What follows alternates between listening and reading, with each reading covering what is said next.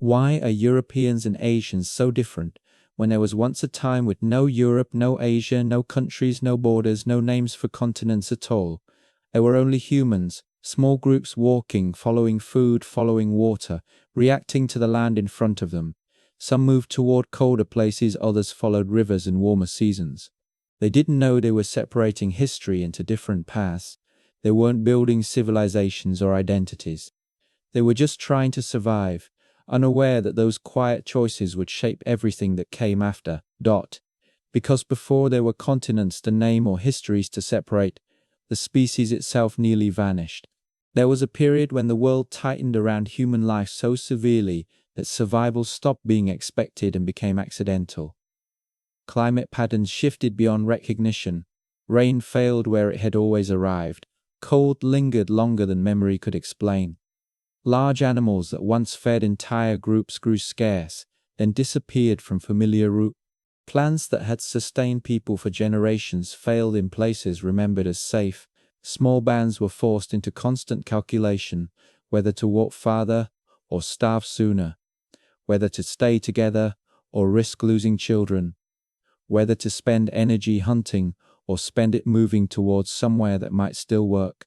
Most groups lost that calculation, not because they were weaker, but because the margin for error had narrowed to almost nothing. What survived that pressure was not humanity in full, but a narrow passage, a bottleneck so severe it erased possibilities without intention. Threats did not disappear because they were inferior, but because the people who carried them did not live long enough to pass them on. This is why the beginning matters, not as myth, but as constraint. The remaining population was small enough that every future difference had to grow from nearly the same starting point. The same bodies adapted for endurance, the same minds capable of learning, the same human potential compressed into a few thousand lives, possibly fewer. If one child from that time had been raised anywhere among those groups, there would have been no visible difference, no east, no west, just humans responding to pressure. In that early world, no one belonged to a place in the way we understand it now. Belonging was temporary, attached to the group you moved with, not the land beneath your feet. Groups were small enough that every absence was noticed. Knowledge lived entirely in people, which roots were safe, which water made you sick, what the sky looked like before a storm, how to keep fire alive through a wet night. If the person who held that knowledge died, the knowledge could die with them. The world did not reward confidence, it rewarded accuracy. Attention mattered more than belief. Cooperation at this stage was not a value, it was the only workable design. Hunting required coordination, protection required numbers. Children survived because multiple adults watched them, not because anyone had a theory about community. Leadership was situational. The person who had survived more winters was listened to, not obeyed. Authority faded when conditions changed. Long-term planning existed, but it was fragile. Preparation helped, but it did not guarantee safety. Seasons shifted unpredictably. Animals changed routes without warning. The future could not be trusted long enough to build elaborate systems around it. People learned to live close to the present, not because they lacked imagination, but because imagination did not keep you alive when the land stopped cooperating. Culture existed, but it was light. Heavy traditions do not travel well when you might have to leave tomorrow. Stories were practical. They encode routes, dangers, and warnings. Tools were simple but refined through repetition. Fire was not technology. It was life support. As instability continued, the simplest solution was movement, not exploration, not conquest. When a place stopped feeding you, you walked. When water failed, you followed what you could find. When animals shifted, you shifted with them. Generation by generation, survivors began stretching outward, carrying the same narrow human inheritance into unfamiliar landscapes. No one understood this as separation. There was no sense of leaving something behind. There were no maps, no borders, no idea that distance itself would matter. But movement does not distribute experience evenly. Each new place responded differently to effort. Some punished mistakes immediately, others delayed consequence.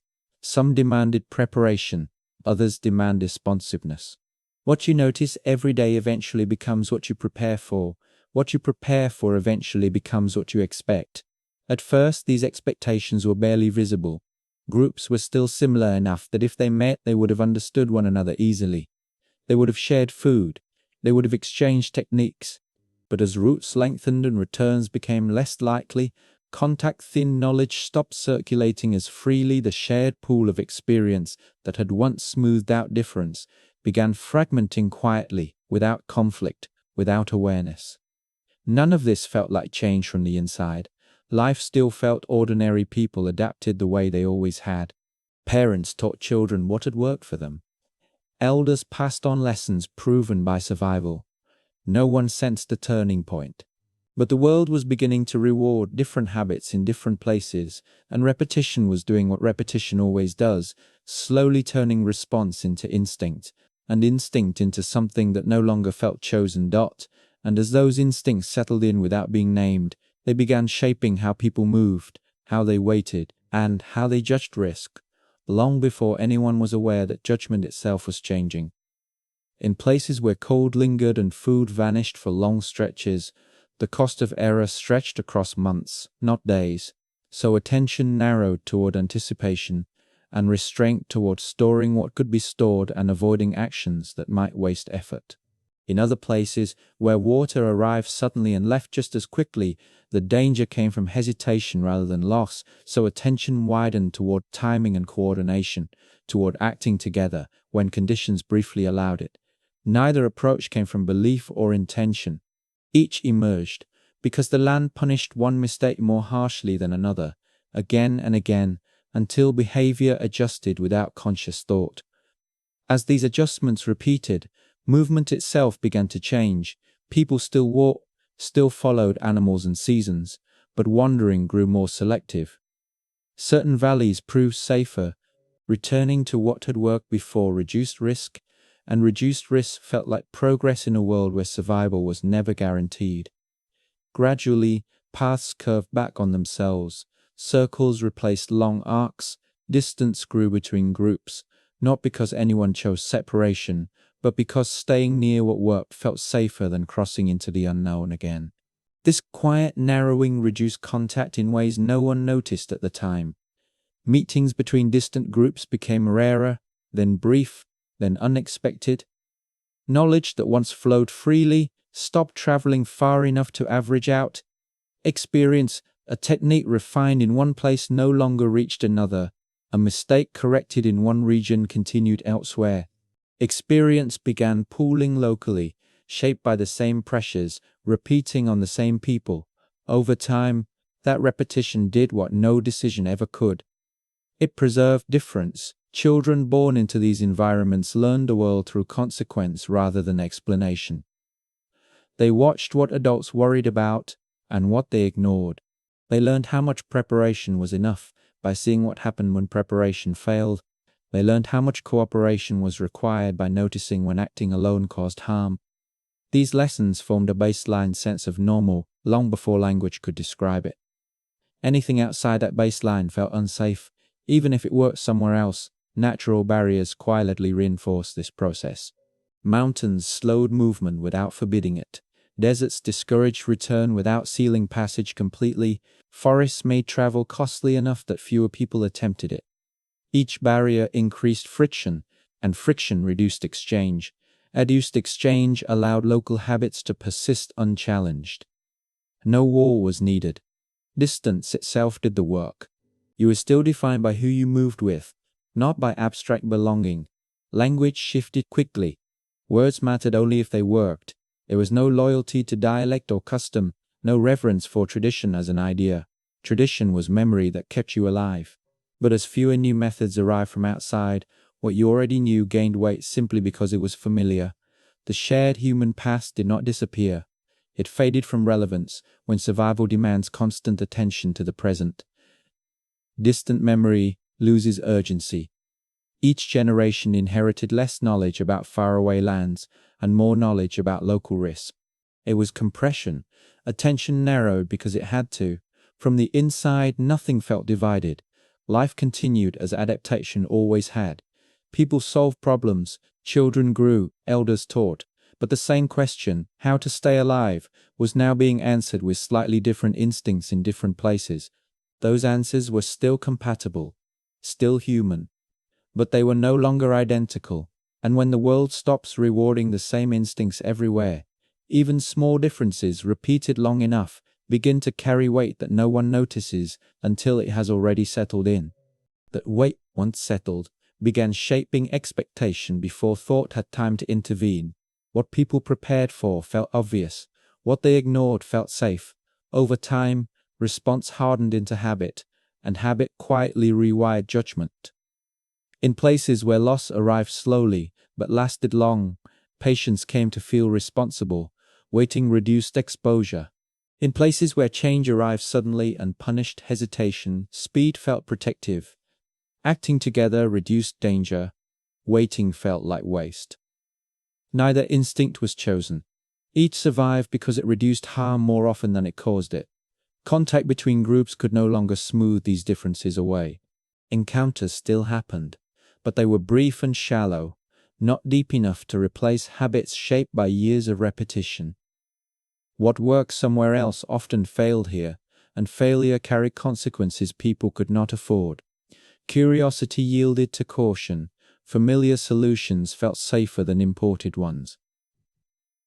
Even when those imports were effective under different conditions, reliability became valuable in itself because reliability reduced fear. Children absorbed this logic without being taught. They learned what kind of risk was acceptable by watching which mistakes adults corrected gently and which they reacted to immediately. They learned how much cooperation was necessary by noticing when acting alone caused harm. Over time, these lessons formed an internal sense of how the world behaved. Once that sense settled in, alternatives felt wrong, not because they were immoral, but because they violated expectation. The shared adaptability that once allowed rapid blending weakened quietly, not because people lost the ability to learn, but because learning now carried cost. Adopting a new habit meant abandoning one that had already proven safe. Safety once earned is difficult to surrender. Stability felt protective even when it limited possibility. The land had taught people what to trust, and trust narrowed attention. From the inside, life still felt continuous. People did not feel themselves changing, they felt themselves responding. Parents passed on what had worked. Elders taught what had kept them alive. No one sensed a boundary forming. Yet, the invisible frame through which problems were interpreted was no longer shared across distance. The same question, how to survive, was now answered with instincts that no longer aligned perfectly. If groups had been forced back together, blending could have happened, but the conditions that once encouraged constant contact were gone. Distance, friction, and repetition had replaced them. The world was no longer smoothing humanity into a single rhythm. It was allowing multiple rhythms to persist side by side. By the time this phase settled, humanity had crossed an unseen threshold, not into identities or cultures, but into trajectory, paths shaped by environment, reinforced by habit, and protected by instinct. The shared origin remained, but it no longer guided daily life. What guided life now was what the land rewarded, again and again.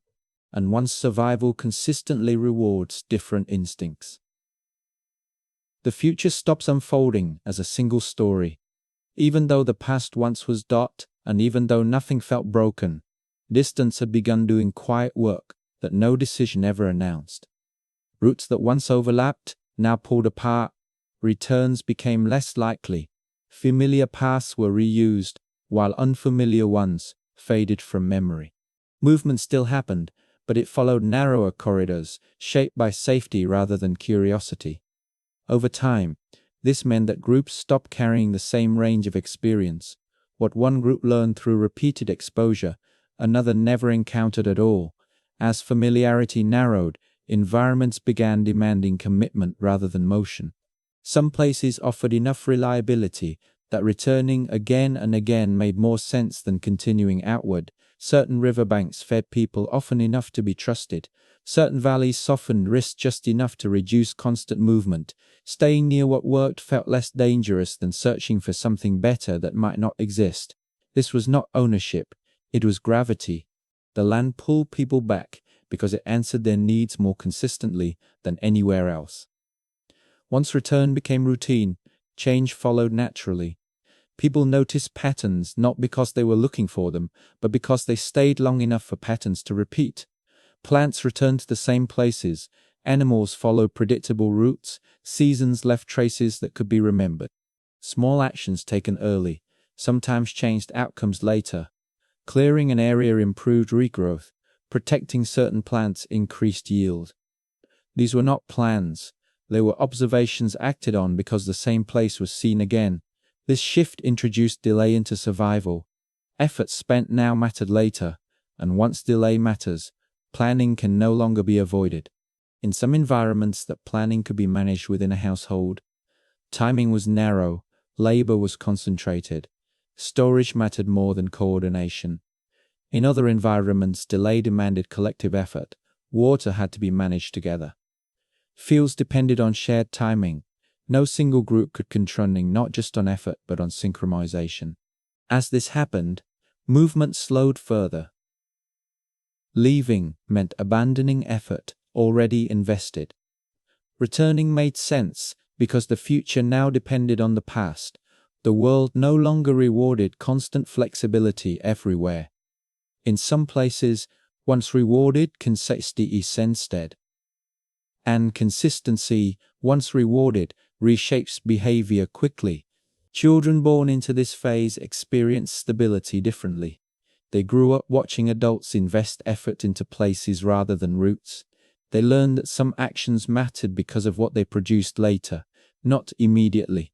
They learned to wait for outcomes tied to seasons rather than events. These lessons changed how time itself was felt. The present was no longer everything. The near future gained weight. This did not happen everywhere at once, and it did not happen the same way everywhere, but wherever the land allowed reliability, commitment followed, and wherever commitment followed, habits hardened faster. The margin for experimentation shrank because failure now threatened stored effort and future return, not just the present moment. The familiar solutions gained value because they protected what had already been invested. None of this felt like transformation from the inside. People still adapted, they still responded to pressure, but adaptation was now filtered through places that mattered and routines that repeated. The shared human flexibility that once allowed rapid blending gave way to localized responses that no longer averaged out across distance. What had begun as quiet separation through movement now deepened through staying. Distance reduced contact, staying reduced variation. Together they locked experience into narrower channels. And once survival depends on repeating actions in the same places, those actions begin shaping not just behavior, but expectation. The future starts being imagined in familiar terms. Because unfamiliar terms now carry risk at that point, difference no longer needed isolation to persist. It had found stability and repetition. When tied to survival, does not remain neutral for long. It begins sorting behavior. What succeeds is repeated without discussion. What fails disappears without ceremony. Over time, this quiet filtering shapes habit more powerfully than instruction ever could. People stop testing the world broadly. Attention narrows, certain signals are noticed immediately, others are ignored entirely. The land teaches this selectivity patiently through consequence.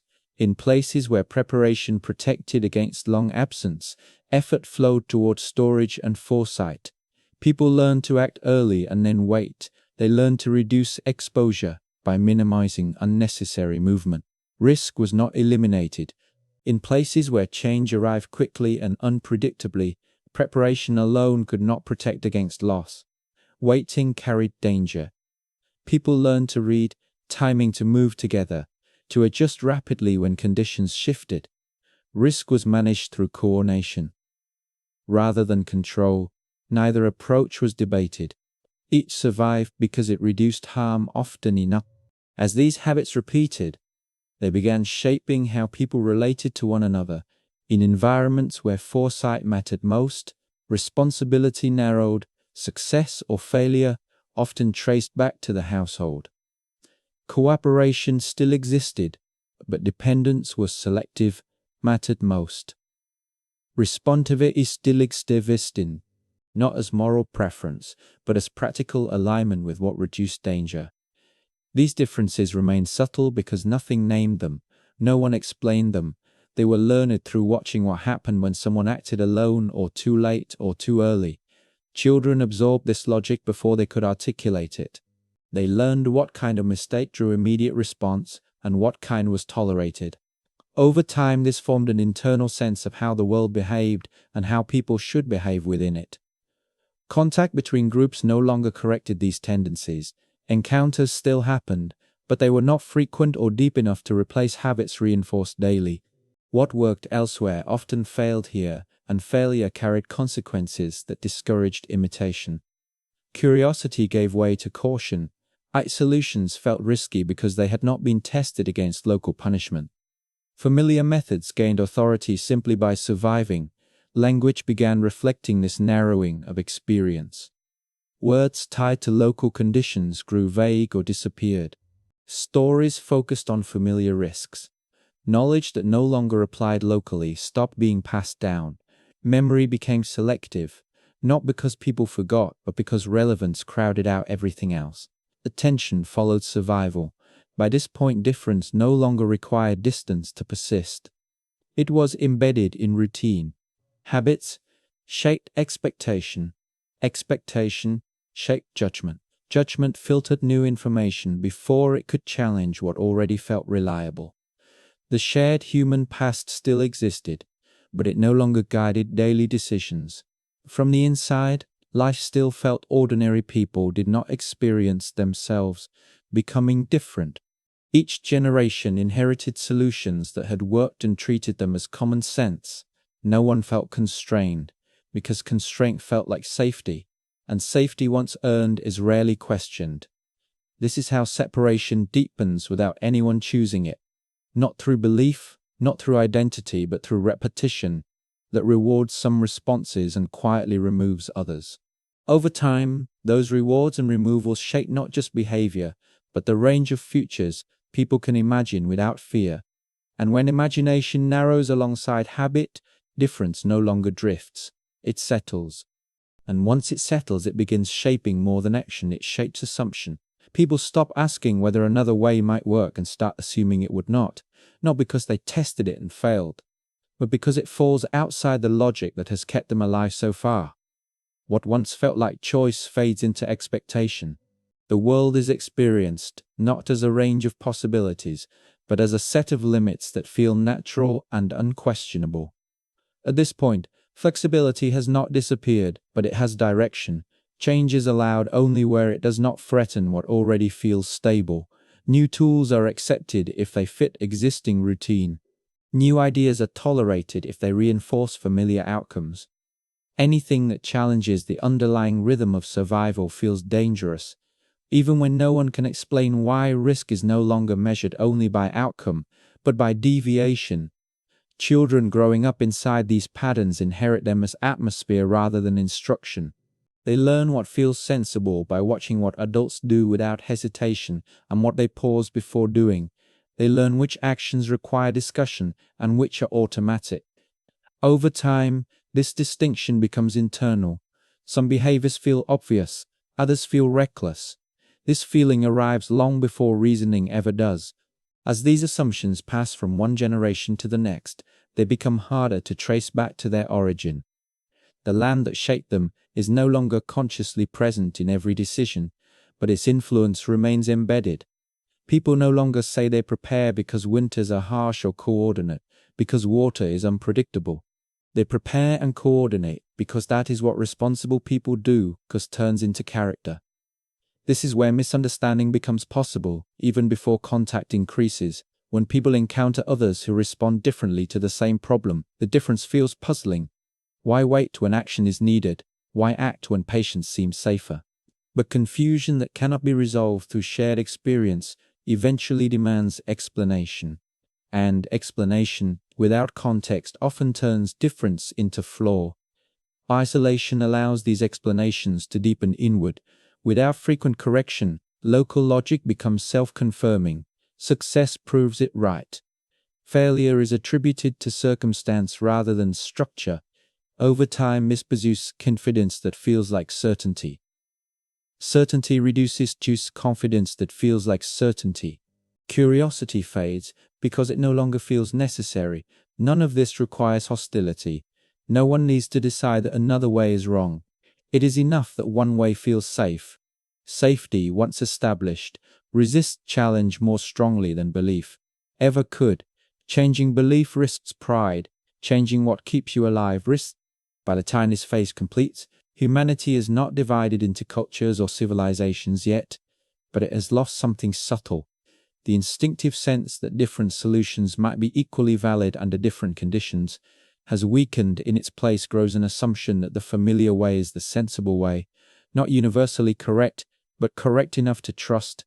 This does not lock the future completely. Paths can still cross, learning can still happen, but the cost of real change has risen.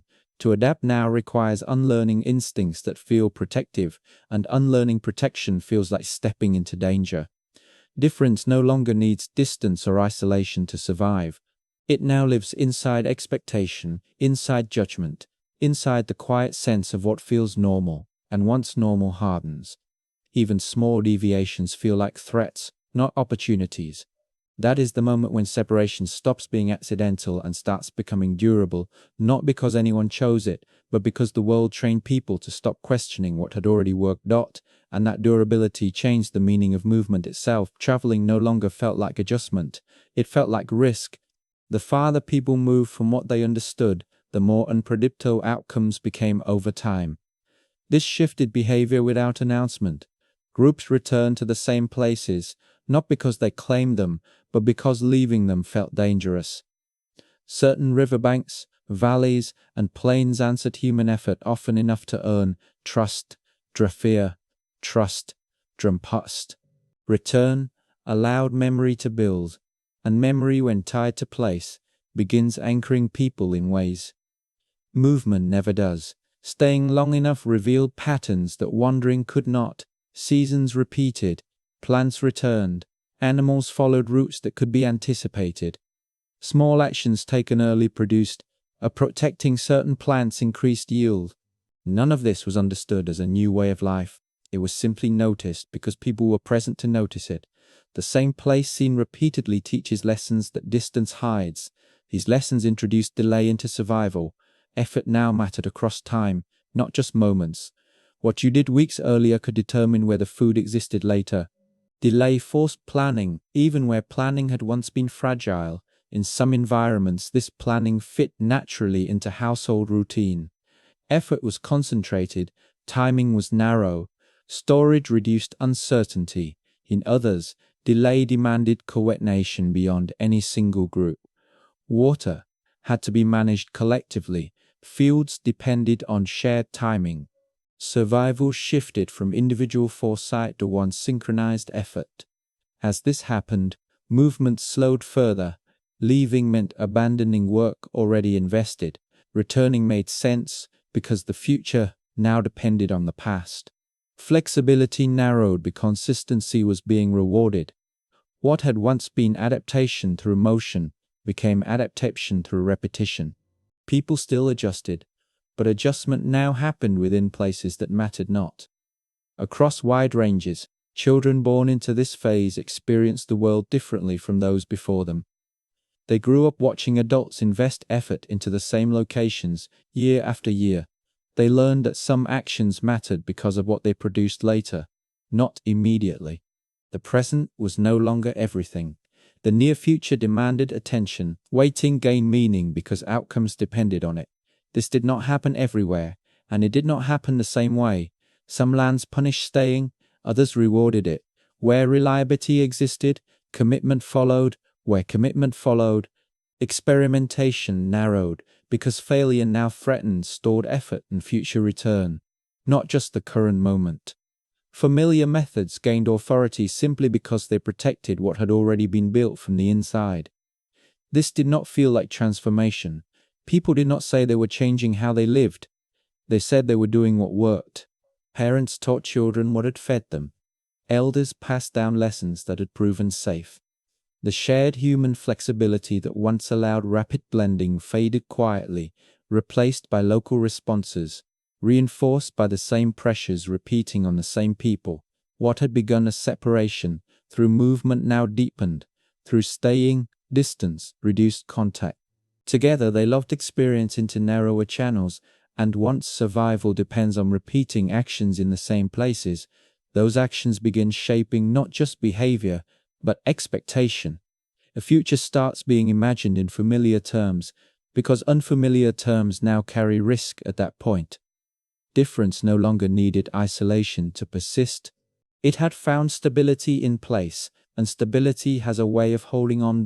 Once it takes hold, begins organizing life in ways that feel invisible to the people living inside it.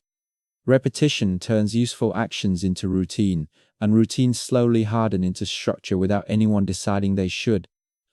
Tasks happen at expected times, so settle around who does what. Well, responsibility attaches itself to patterns that reduce uncertainty. What began as practical repetition becomes the background rhythm of daily life.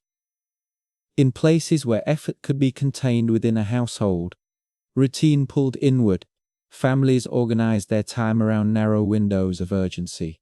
Success depended on whether enough had been prepared at the right moment. Failure was often personal, limited to one group rather than spreading outward. This encouraged clear boundaries of responsibility.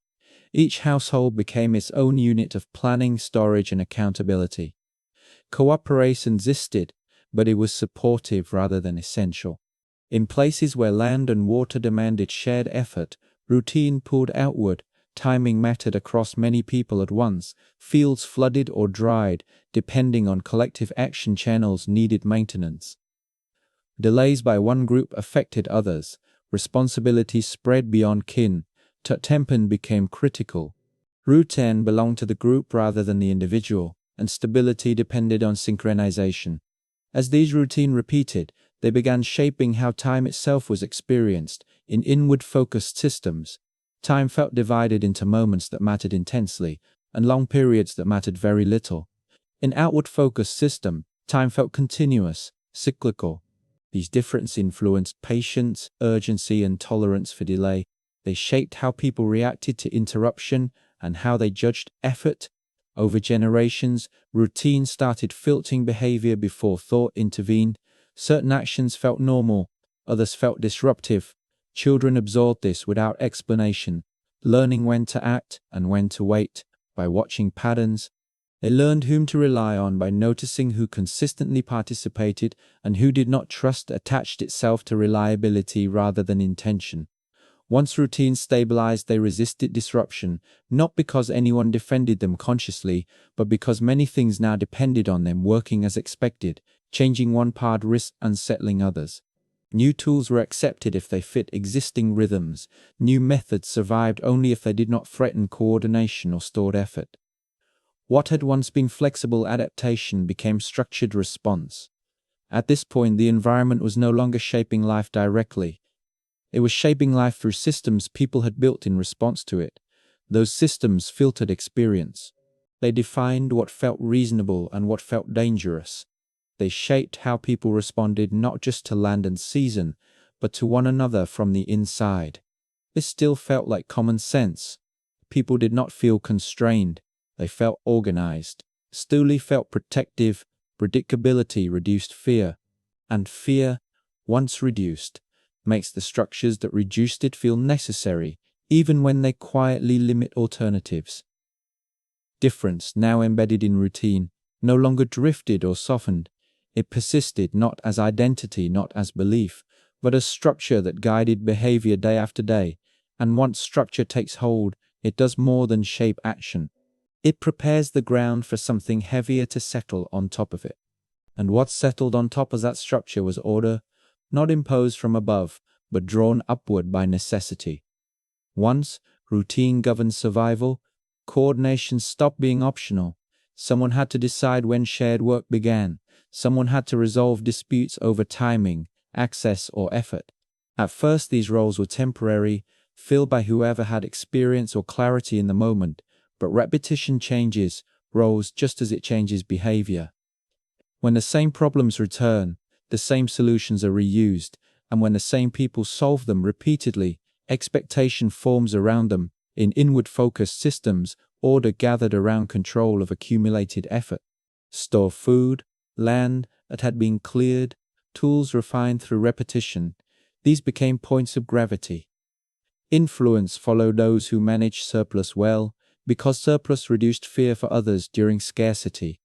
Authority did not arrive as command, it arrived as reliance. Decisions clustered around those whose preparation had already proven reliable.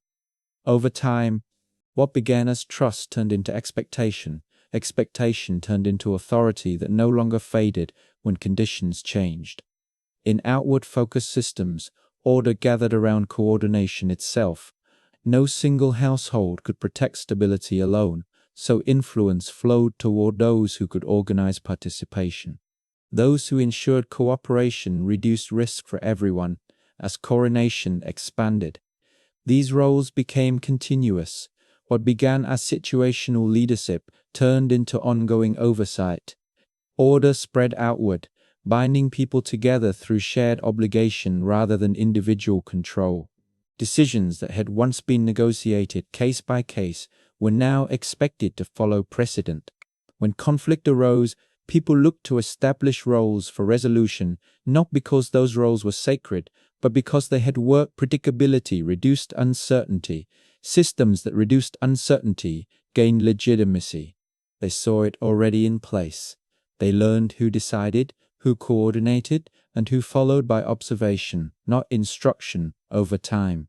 Obedience stopped feeling like submission and began feeling like normal behavior, not because people were passive, but because deviation now carried risk beyond the individual. A disrupted routine threatened shared effort. At this point, order began shaping social relationships more deeply. Trust followed structure. In systems centered on accumulated resources, trust narrowed, dependence was selective, obligations were often defined by exchange and kinship. In systems centered on coordination, trust spread wider, but became conditional on participants. Failure to align with collective rhythm carried consequences, not as punishment, but as exposure to risk. Once order stabilized, it resisted change quietly, not through force, but through dependency. Many activities now relied on routine functioning as expected.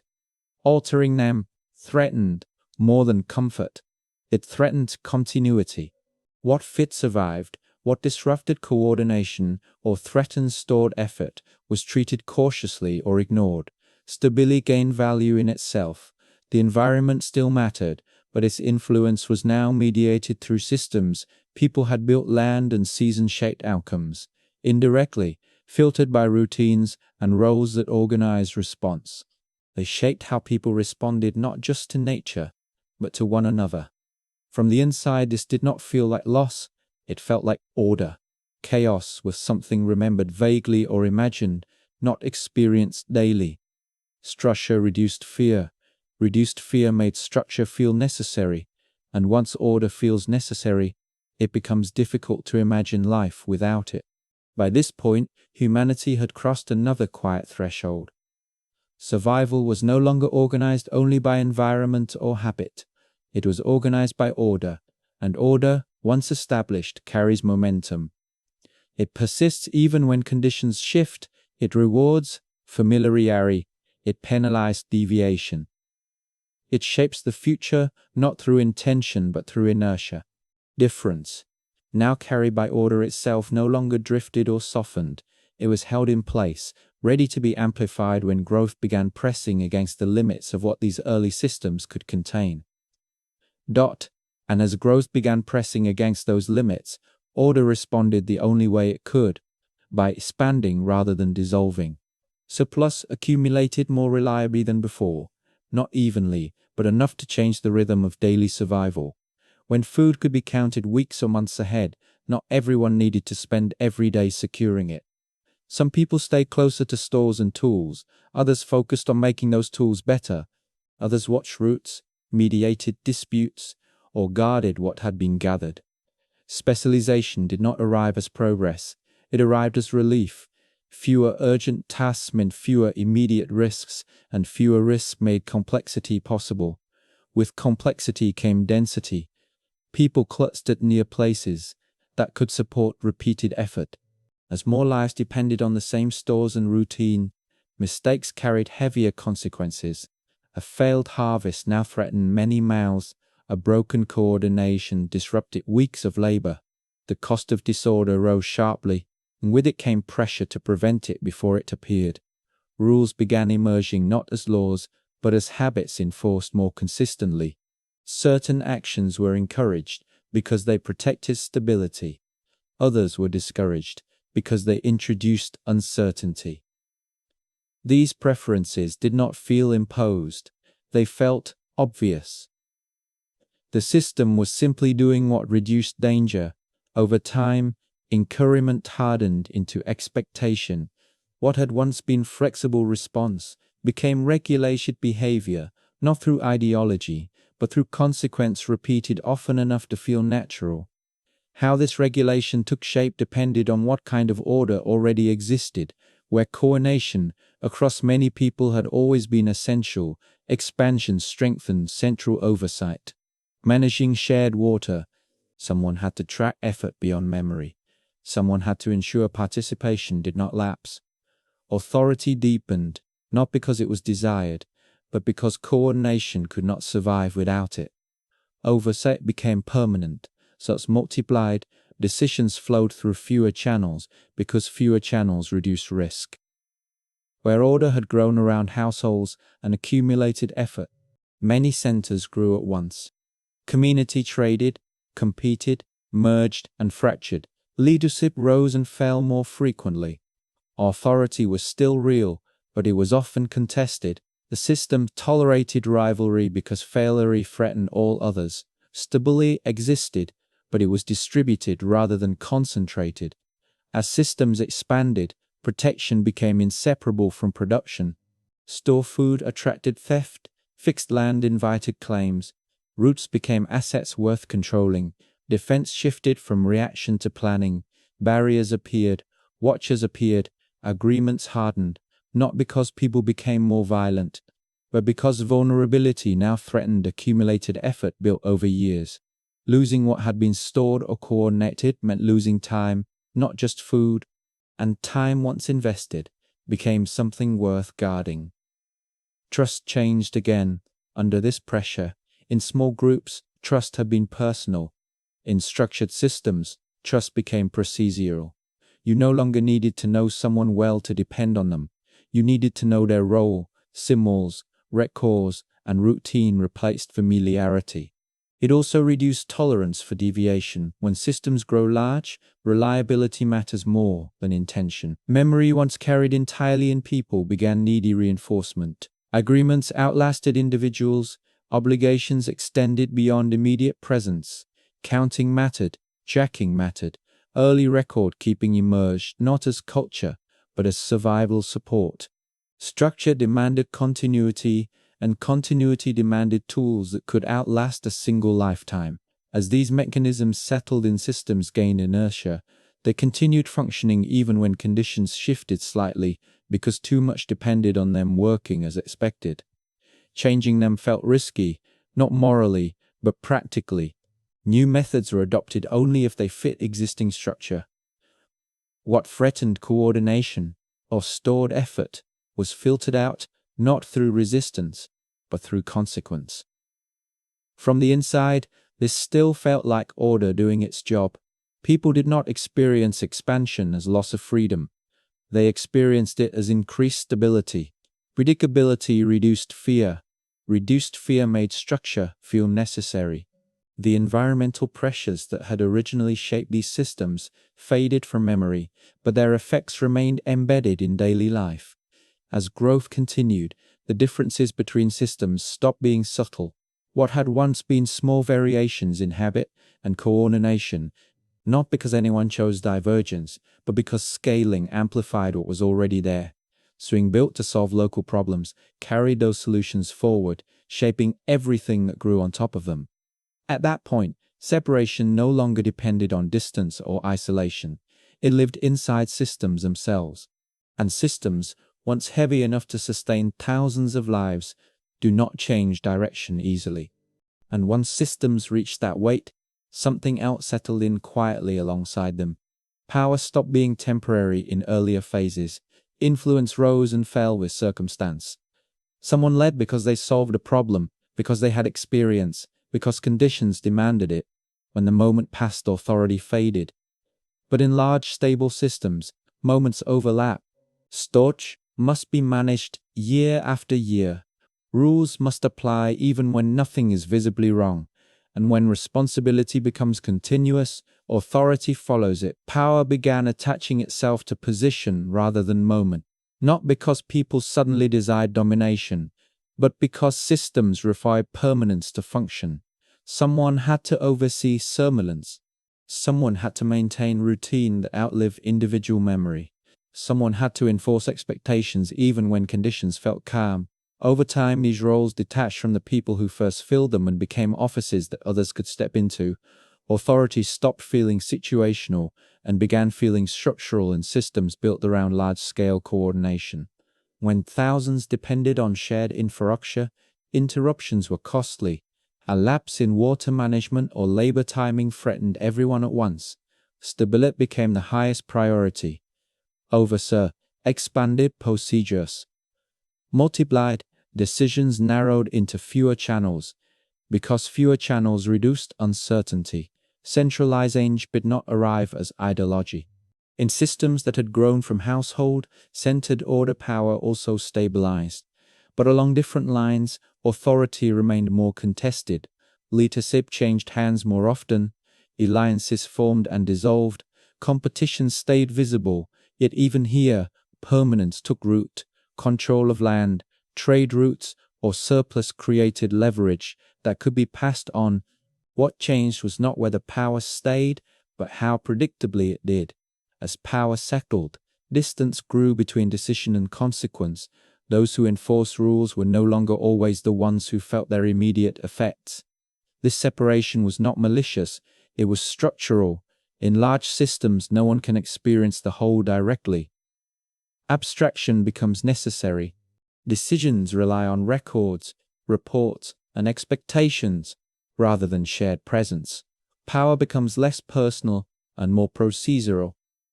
Procedure brings justification. Rules must be explained.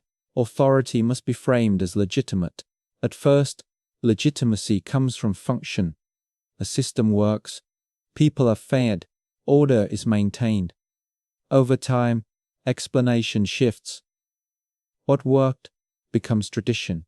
Expectation becomes something that feels self-evident. Power no longer needs to prove itself every day it is assumed. This assumption reshapes social life. Obedience begins to feel normal, not because people are constantly coerced, but because deviation now carries systemic cost. Breaking a rule does not just affect one interaction, it threatens coordination. And uncertainty is precisely what these systems evolved to eliminate. Predictability is rewarded.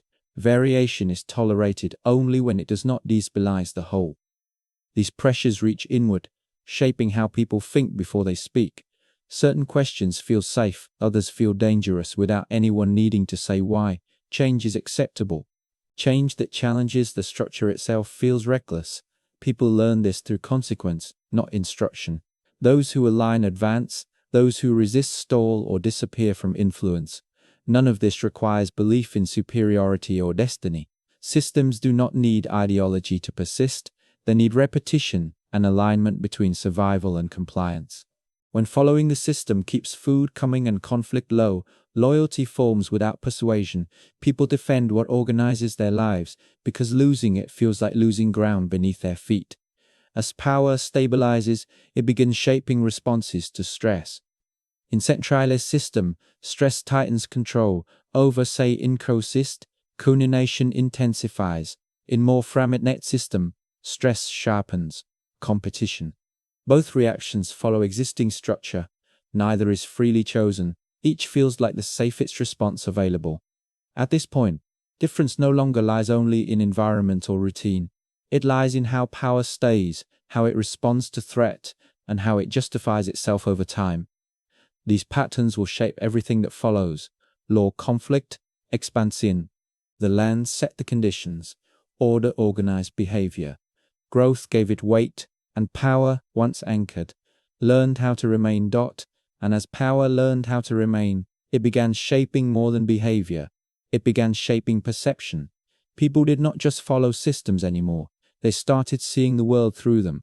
What had once been external structure slowly moved inward, becoming the lens through which order, risk, and change were understood.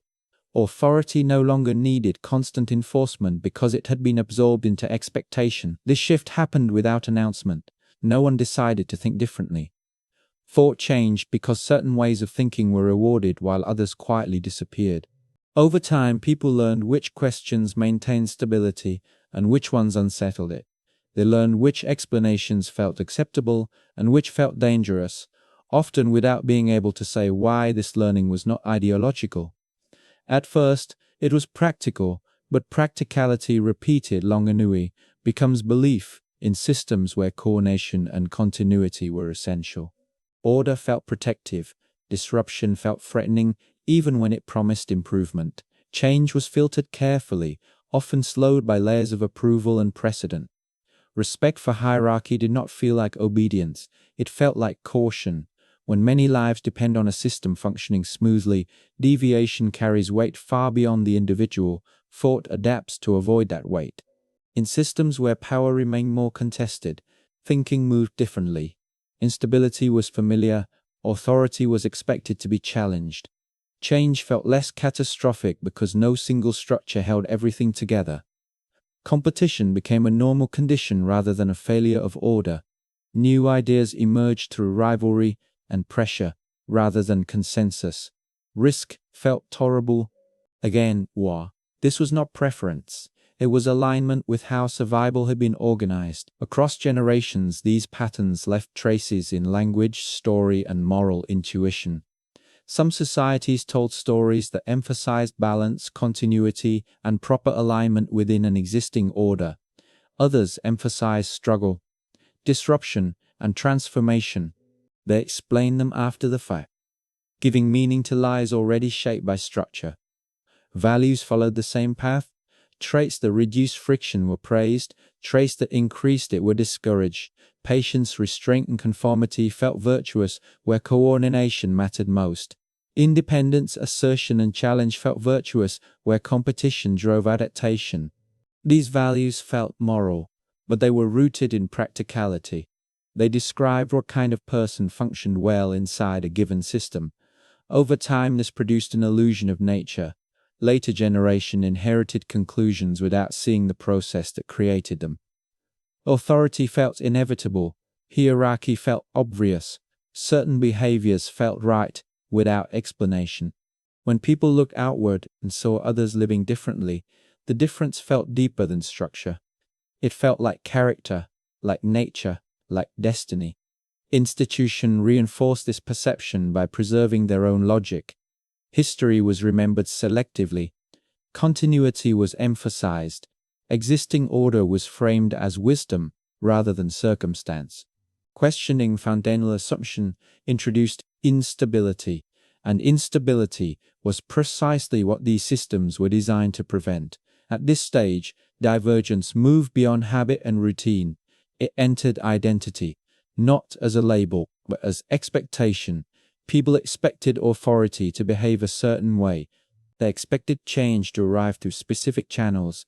When those expectations were violated, discomfort followed, then resistance, then conflict. Yet none of this required intention. No one set out to shape thought power, did it simply by staying. Stable systems shape incentives, shape behavior. Behavior shapes expectation. Expectation shapes. This is why later explanations for difference often miss the point. People search for causes in intelligence, morality, or culture because structure is invisible to those living inside it. It feels like the background of reality itself, but structure is where difference is preserved, transmitted, and amplified across generations. By the time this phase settled, societies were no longer just organized differently. They thought differently about order, authority, risk, and change. These differences were not absolute. Individuals could still adapt, ideas could still travel. But the baseline had shifted. Each system now carried a default setting, and defaults guide reaction before reflection. What followed would make these differences impossible to ignore.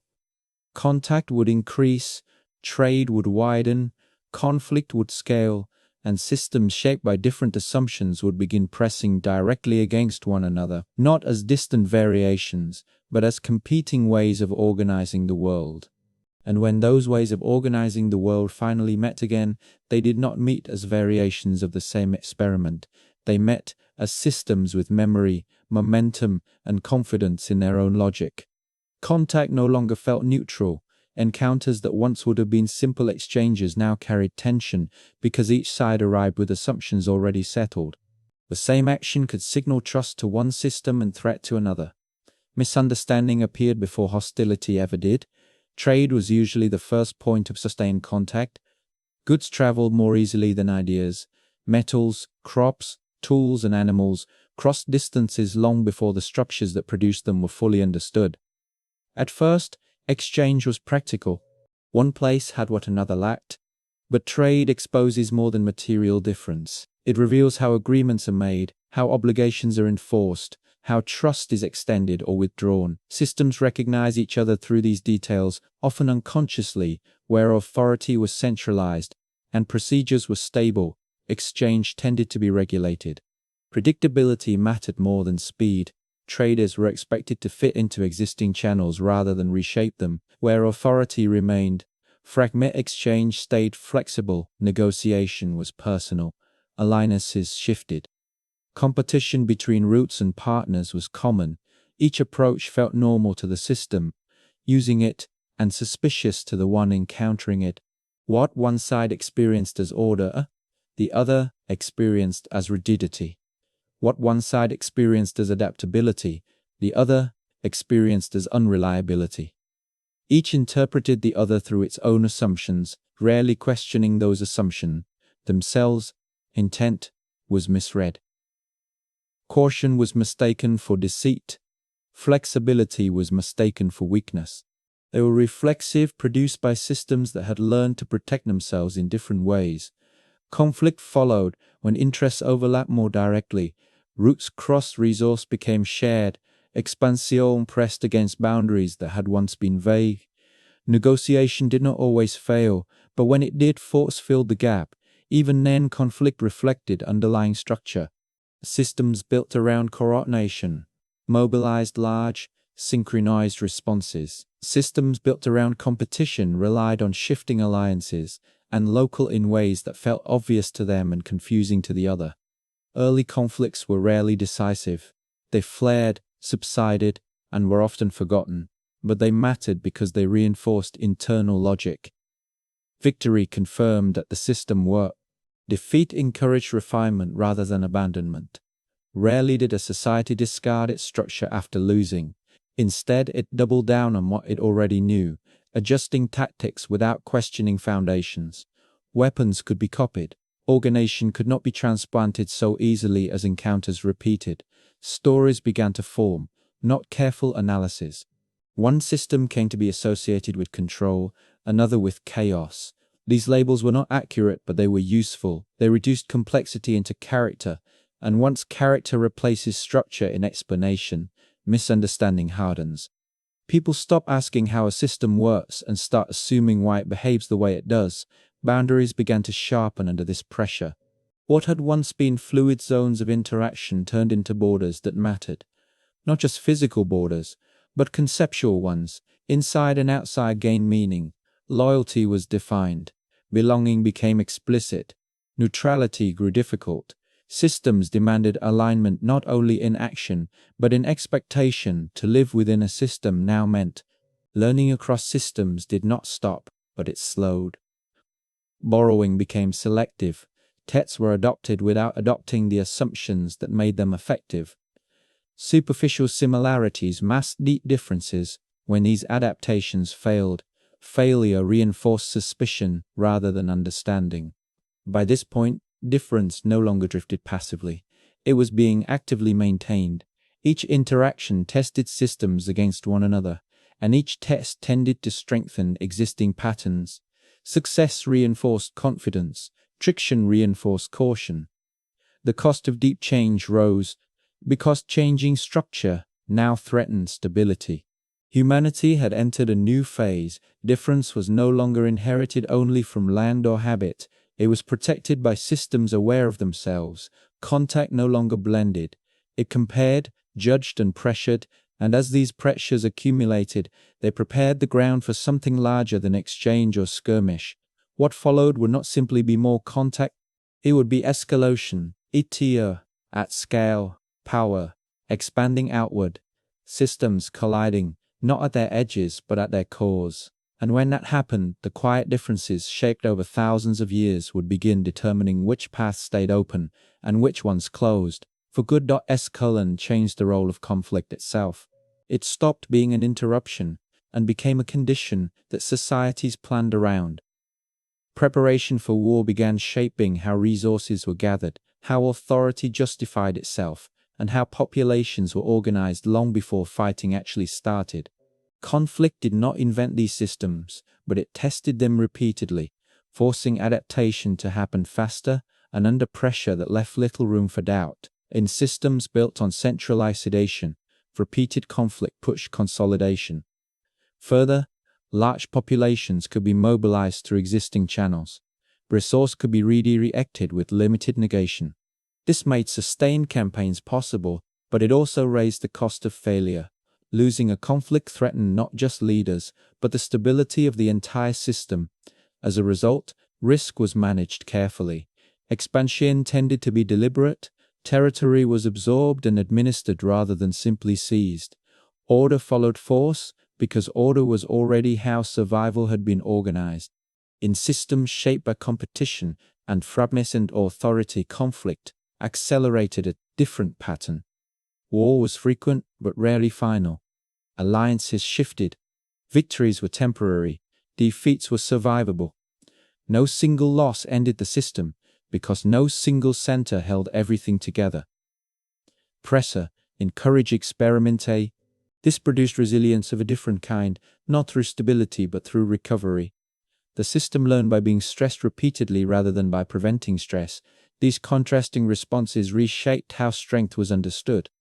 In centralized systems, strength meant endurance, the ability to absorb shock without collapsing. Stability itself became proof of power. In fragmented systems, strength meant adaptability, the ability to reorganize and return after disruption. Survival through instability became its own form of success. Each definition made sense inside its own structure, and each failed when applied to the other.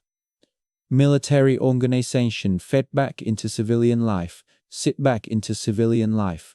Obedience during war translated into obedience during peace. Hierarchies hardened. Zorts became clearer.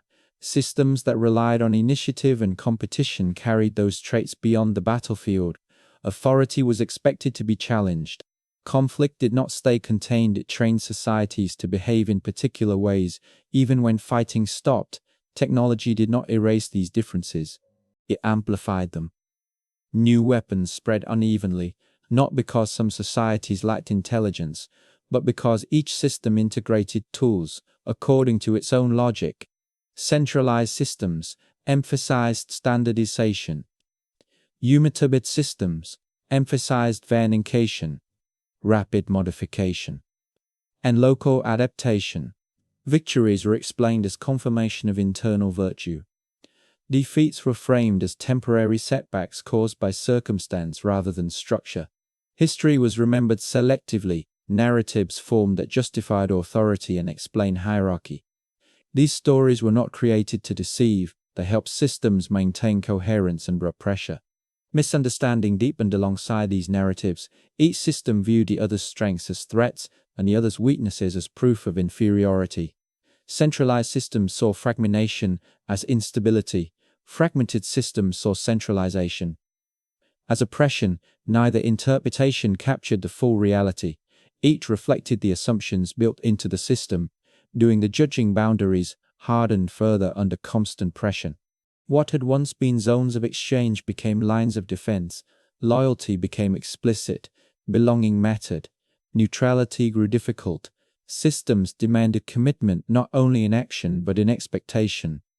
To question the system now felt like weakening it in front of rivals. Conformity gained value because unity reduced vulnerability. Learning across systems. Borrowing continued, but it was selective and shallow. Texts were adopted without adopting the underlying structure that made them effective. When these borrowed elements failed, failure reinforced suspicion rather than curiosity. The conclusion was rarely that the systems were incompatible, it was that the other way was flawed. By this stage, difference was no longer drifting. It was accelerating. Conflict created feedback loops that reinforced existing patterns. Each confrontation confirmed what each system already believed about itself and the other. The cost of fundamental change rose sharply, because changing structure now meant risking survival. In a hostile environment, most societies chose refinement over transformation. The same structures kept reproducing themselves. New rulers inherited old systems. New ideology adapted to existing frameworks. Even revolutions often preserved the logic they claimed to reject. The architecture of survival proved stubborn, escaping not just who won or lost, but which futures were possible at all. Others turned inward protectively, trade expanded unevenly, knowledge circulated along constrained paths, and the differences that had begun as quiet responses to land and survival now carried enough momentum to steer entire regions through history in different directions, long before anyone thought of them as east or west. With that momentum in place, difference stopped being something that appeared only at moments of contact. It became something that shaped the direction societies moved even when no one else was present. Systems no longer waited for conflict to define them. They carried its lessons forward into peace, into planning, into how future generations were prepared to face the world. In environments where endurance and coordination had proven decisive, stability became the highest virtue. Long continuity was valued more than rapid change. Institutions were preserved because they had survived pressure before the authority drew disruption without collapse. Demonation was not rejected, but it was absorbed carefully. Change was safest when it strengthened continuity rather than challenging it. Over time, this produced societies that could last for centuries with recognizable structure, adapting slowly while maintaining internal coherence. In environments where adaptability and competition had proven decisive, disruption felt less threatening. Systems recover from it. Authority was provisional. Swing were adjusted frequently. Innovation spread through rivalry rather than consensus. Change did not need to justify itself through continuity. It justified itself through results. This produced societies that fractured and reformed repeatedly, but also experimented constantly. Progress came unevenly, but pressure ensured that stagnation rarely lasted long. When new routes opened, some systems moved to regulate them, integrating them into existing structures. Others moved to compete over them, allowing multiple approaches to coexist until one proved dominant. When new knowledge appeared, some systems filtered it through tradition. Others tested it aggressively. Neither response was inherently superior.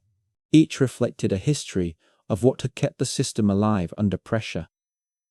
Over time, these differences accumulated into asymmetry, not because one side advanced while the other stood still, but because they advanced in different ways, at different speeds, and toward different priority. Stimuli produced depth. Competition produced acceleration. Coordination produced scale. Each advantage came with limits that only became visible much later. What makes this divergence difficult to see is that it never announces itself as division. People living inside these systems experience them as normal. The assumptions feel obvious. The risks feel real. The alternatives feel dangerous or impractical. When they look outward and see others behaving differently, the explanation that comes easiest is not structure, but character, intelligence, discipline, freedom. destiny. These stories are simpler than tracing thousands of years of constraint and adaptation by this point. The past no longer feels shared. The same species that once moved as a single adaptive unit now carries different expectations about authority, change, cooperation, and risk. These expectations guide decision before reflection. They shape which futures feel possible and which feel unthinkable. And because they are embedded in systems rather than beliefs, they persist even when beliefs change. This is the quiet outcome of everything that came before. Land shaped survival, survival shaped habit, habit hardened into structure, structure scaled into power, power trained thought, conflict accelerated difference, and difference, once accelerated long enough, began steering history itself. From here on, events will look dramatic. Wealth will concentrate and disperse. Some regions will appear to surge ahead while others seem to pause. But those outcomes will not begin where they appear to begin. They will be expressions of momentum already built. The world will eventually give these regions names: East, West, Europe, Asia. But by the time those names exist, the separation they describe will already be old, not written into blood or intelligence, but into systems that learn to survive in different ways, and then taught their children to trust those ways without remembering why what remains is not a mystery of who was better or smarter. It is a record of how small differences, protected long enough by habit, structure, and power, can grow heavy enough to bend the future in different directions, even when everything begins from the same human beginning. Once history began bending under that accumulated weight, the effects appeared first in places where movement, exchange, and pressure concentrated most intensely. Long-distance trade routes stretched farther than before. Linking systems that had grown apart for thousands of years, goods moved faster, ideas followed more slowly, and when ideas arrived without the structures that had produced them, they behaved unpredictably in regions where continuity and coordination had long protected stability. New tools were evaluation not only for usefulness but for how they would affect existing balance. Knowledge was filtered through institutions that had been built to preserve order. What fit was absorbed and standardized. What disrupted rhythm was delayed, reshaped, or quietly set aside. Progress felt safest when it strengthened what already worked, rather than introducing unfamiliar volatility. In regions where competition and fragmentation had shaped survival, outside influence triggered a different response. New techniques were tested quickly, often unevenly. Rival groups adopted, modified, or discarded ideas in parallel. Failure was expected and toleration. Success spread rapidly, not because systems were unified. Pressure rewarded speed more than consistency. These contrasting responses shaped how society interacted with expanding networks. Some became hubs of regulation, stabilizing flows of goods. Others became fields of experimentation, where variation produced rapid change but also frequent collapse. Trade did not equalize these differences. The same exchange could reinforce continuity in one system and provoke disruption in another. As contact intensified, comparison became unavoidable. People began noticing not just that others lived differently, but that those differences produced different outcomes. Others appeared volatile, but dynamic. These appearances hardened into judgment. Order was confused to wisdom. Change was confused with chaos. The deeper causes remained invisible because they were structural rather than intentional. This period planted the seeds of later misunderstanding. When societies compared themselves, they compared results, not processes. They attributed success or failure to character instead of constraint. Disciplinings sassassaway to carry morality. They required no examination of the long chains of necessity that had shaped each system's behavior. Pressure continued building as populations grew and resources tightened. Systems responded in familiar ways. Those oriented toward continuity doubled down on regulation, seeking to preserve balance in the face of strain. Those oriented toward competition pushed outward.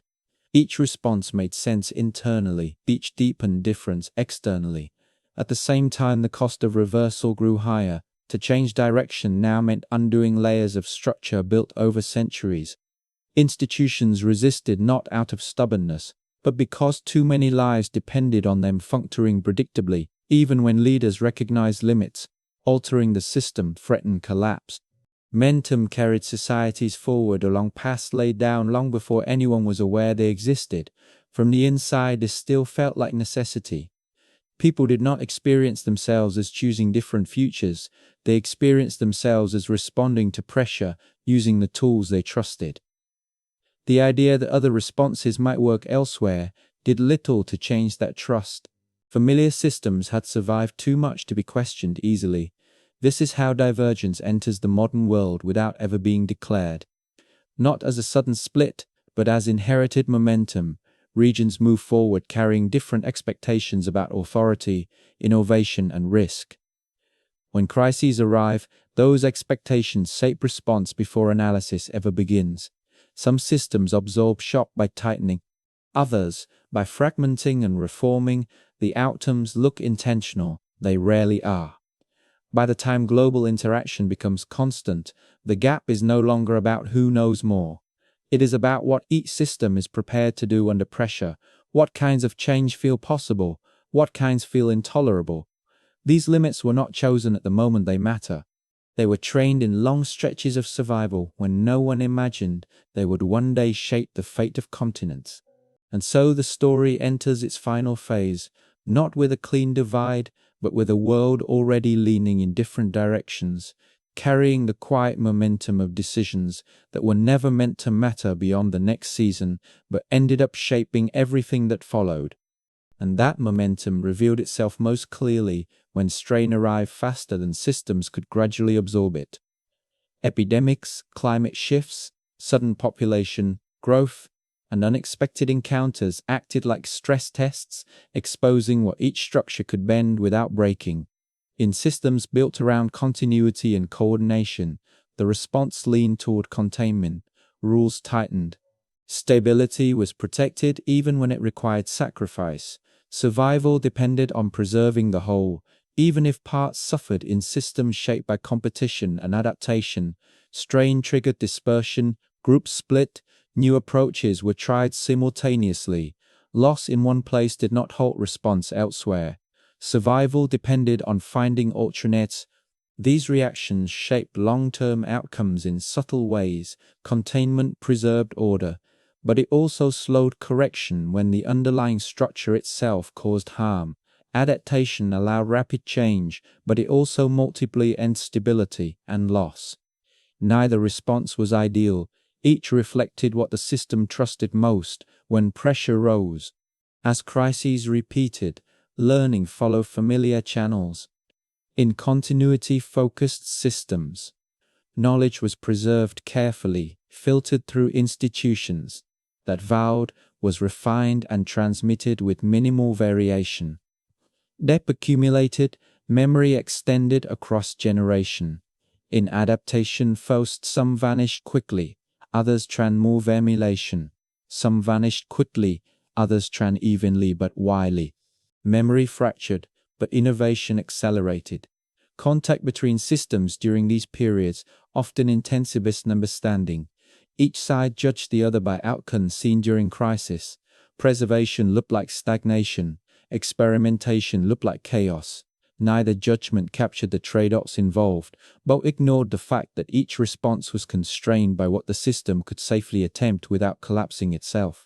As global networks tightened, these differences became harder to ignore.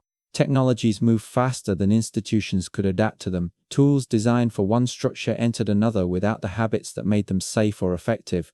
Where systems could absorb change by standardizing it, disruption was muted. Where systems relied on rapid testing, disruption spread widely before settling. The same invention produced stability in one place and upheaval in another. Over time, this created uneven acceleration, not because intelligence differed, but because tolerance for disruption differed. Systems trained to resilience, but sacrificing speed. Systems trained to endure disruption. Each path produced strengths that later appeared as advantages and weaknesses that later appeared as failures. From the inside, these outcomes still felt inevitable. People experienced success or decline as confirmation of what they already believed about order and change. When things worked, the system was praised. When things failed, the response was to reinforce familiar controls or familiar competition, not to question the underlying logic that shaped response in the first place. Momentum deepened by now. Difference no longer needed explanation. It felt self-evident. Ways of organizing life seemed naturally suited or unsuited to progress. These judgments were mistaken, but they were powerful. They guided policy, education, and ambition. They shaped which risks societies were willing to take and which they avoided at all costs. This is where modern divergence takes shape, not as a gap in knowledge, but as a gap in tolerance. Tolerance for uncertainty, tolerance for loss, tolerance for restructuring.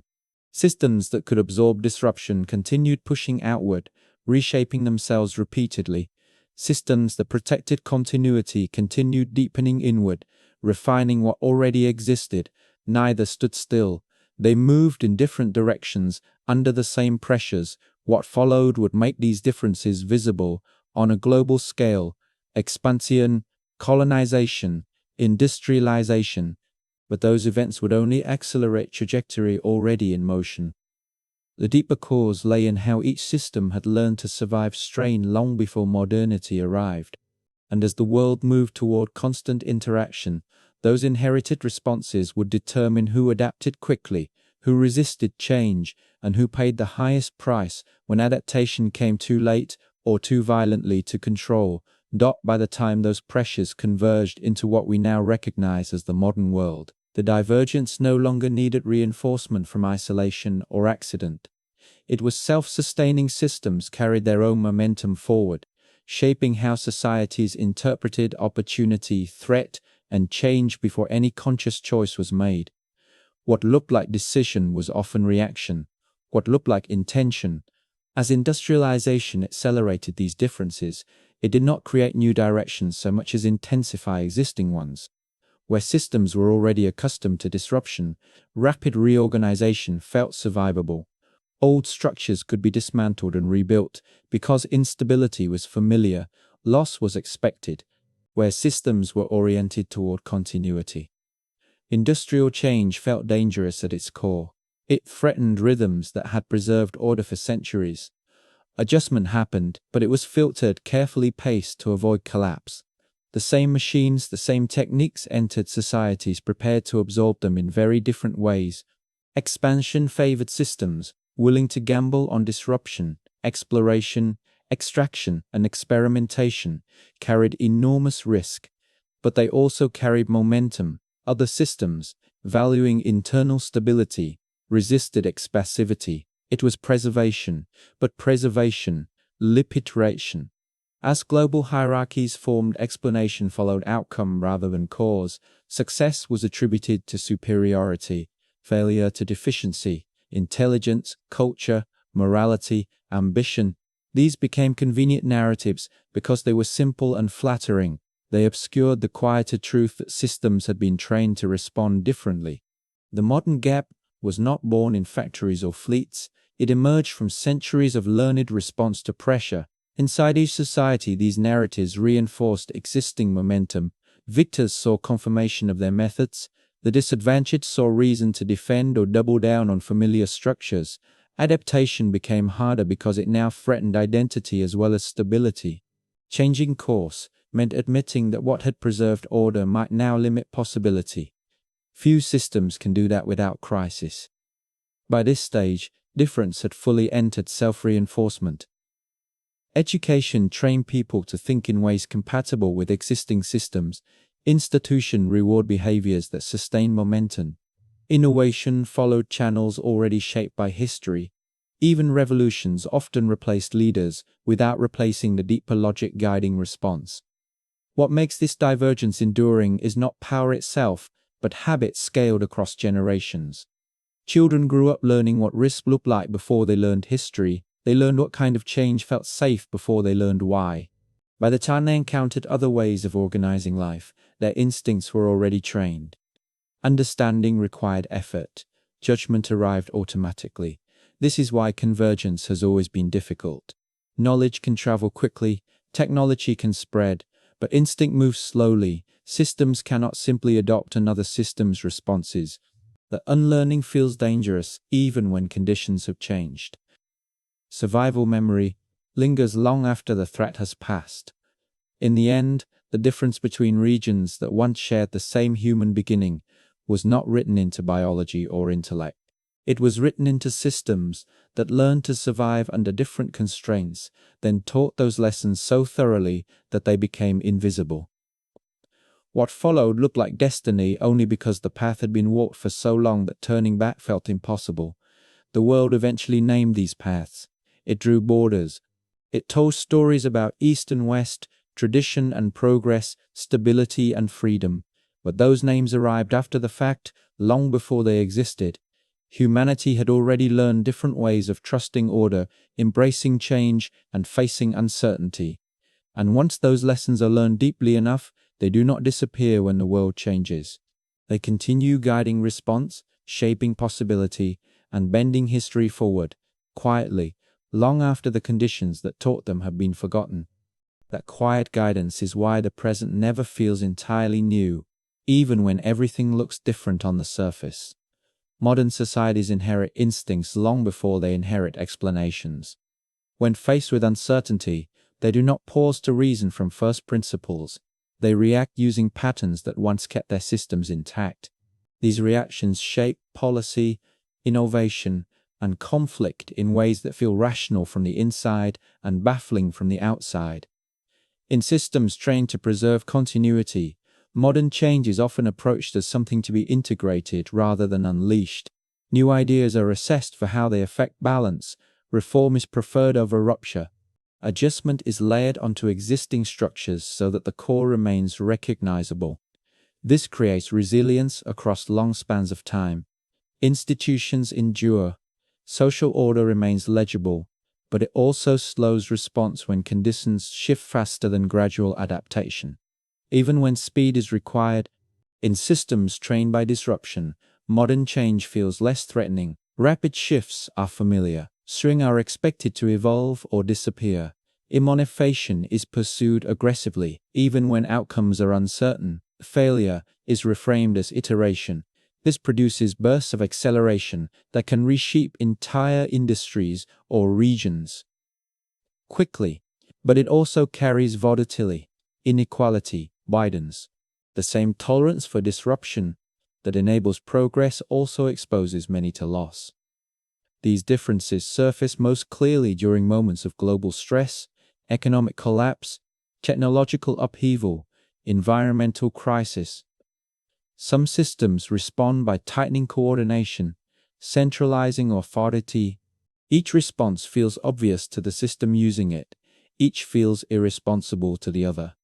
The disagreement is not about facts, it is about what kind of risk feels survivable. This is why cooperation across systems is so difficult. Even when goals align, shared problems demand shared response, but shared response requires shared assumptions about authority. When those assumptions differ, coordination breaks down. Each side interprets the other's caution or urgency as failure of judgment rather than difference of training. Friction follows even when intentions match. Over time, these mismatches shape global institutions. Agreements are written with hidden assumptions about compliance and enforcement. Policies succeed in some regions and fail in others, not because of capacity, but because they collide with deeply embedded expectations. What works feels obvious in one context and unworkable in another. Individuals experience this divergence as cultural difference, but culture is only the visible layer. Beneath it lie systems that taught people what to fear, what to protect, and what to risk. These lessons are absorbed early and rarely questioned because they operate below awareness. By the time people are asked to cooperate globally, their instincts are already trained. This does not mean convergence is impossible. It means it is costly. Real convergence requires unlearning habits that once ensured survival. It requires tolerating forms of risk that feel unnatural. It requires systems to loosen structures that have provided stability for generations. Few societies do this voluntarily. Most wait until pressure becomes unavoidable. That is why the modern world feels unstable. Different systems are being forced into constant interaction under conditions of rapid change. The old distances that once allowed divergence to proceed quietly no longer exist. Everyone feels exposed, everyone feels misstood, and everyone responds using instincts shaped by histories that others do not share, understanding. This does not solve the problem, but it reframes it. The question is no longer who is right or wrong, advanced or backward. The question is what kinds of systems can adapt without breaking, and at what cost. The answers will not be the same everywhere, because the training was never the same to begin with. What lies ahead will depend less on knowledge than on flexibility, less on intention than on whether systems can loosen their grip on what once kept them alive. The future will not erase the past. It will test how deeply it still governs response long after its original purpose has faded. That test is already underway, unfolding unevenly across societies that respond to the same signals in very different ways. Technological acceleration compresses time, removing the buffer that once allowed slow systems to adapt gradually. Information spreads instantly, but interpretation, systems trained to regulate change, attempt to slow its effects, filtering inputs to preserve coherence. Systems trained to compete amplify inputs, pushing them outward in search of advantage. The same signal produces opposite reactions, not because of disagreement over fact of instability can be survived. This divergence shows itself in how societies handle innovation. Where continuity is prized, innovation is expected to arrive with safeguards, rules, and integration plans. Progress must justify itself by strengthening order. Where disruption is familiar, innovation is expected to break things first and stabilize as progress. Excess filtering can delay response until options narrow. Excess acceleration can create damage faster than repair can follow. Neither system is wrong. Each is constrained by what it can tolerate without tearing itself apart. Global institutions struggle because they are built on assumptions that do not travel well. Agreements presume compliance that feels natural in some systems and intrusive in others. Enforcement mechanisms feel necessary in one context and threatening in another.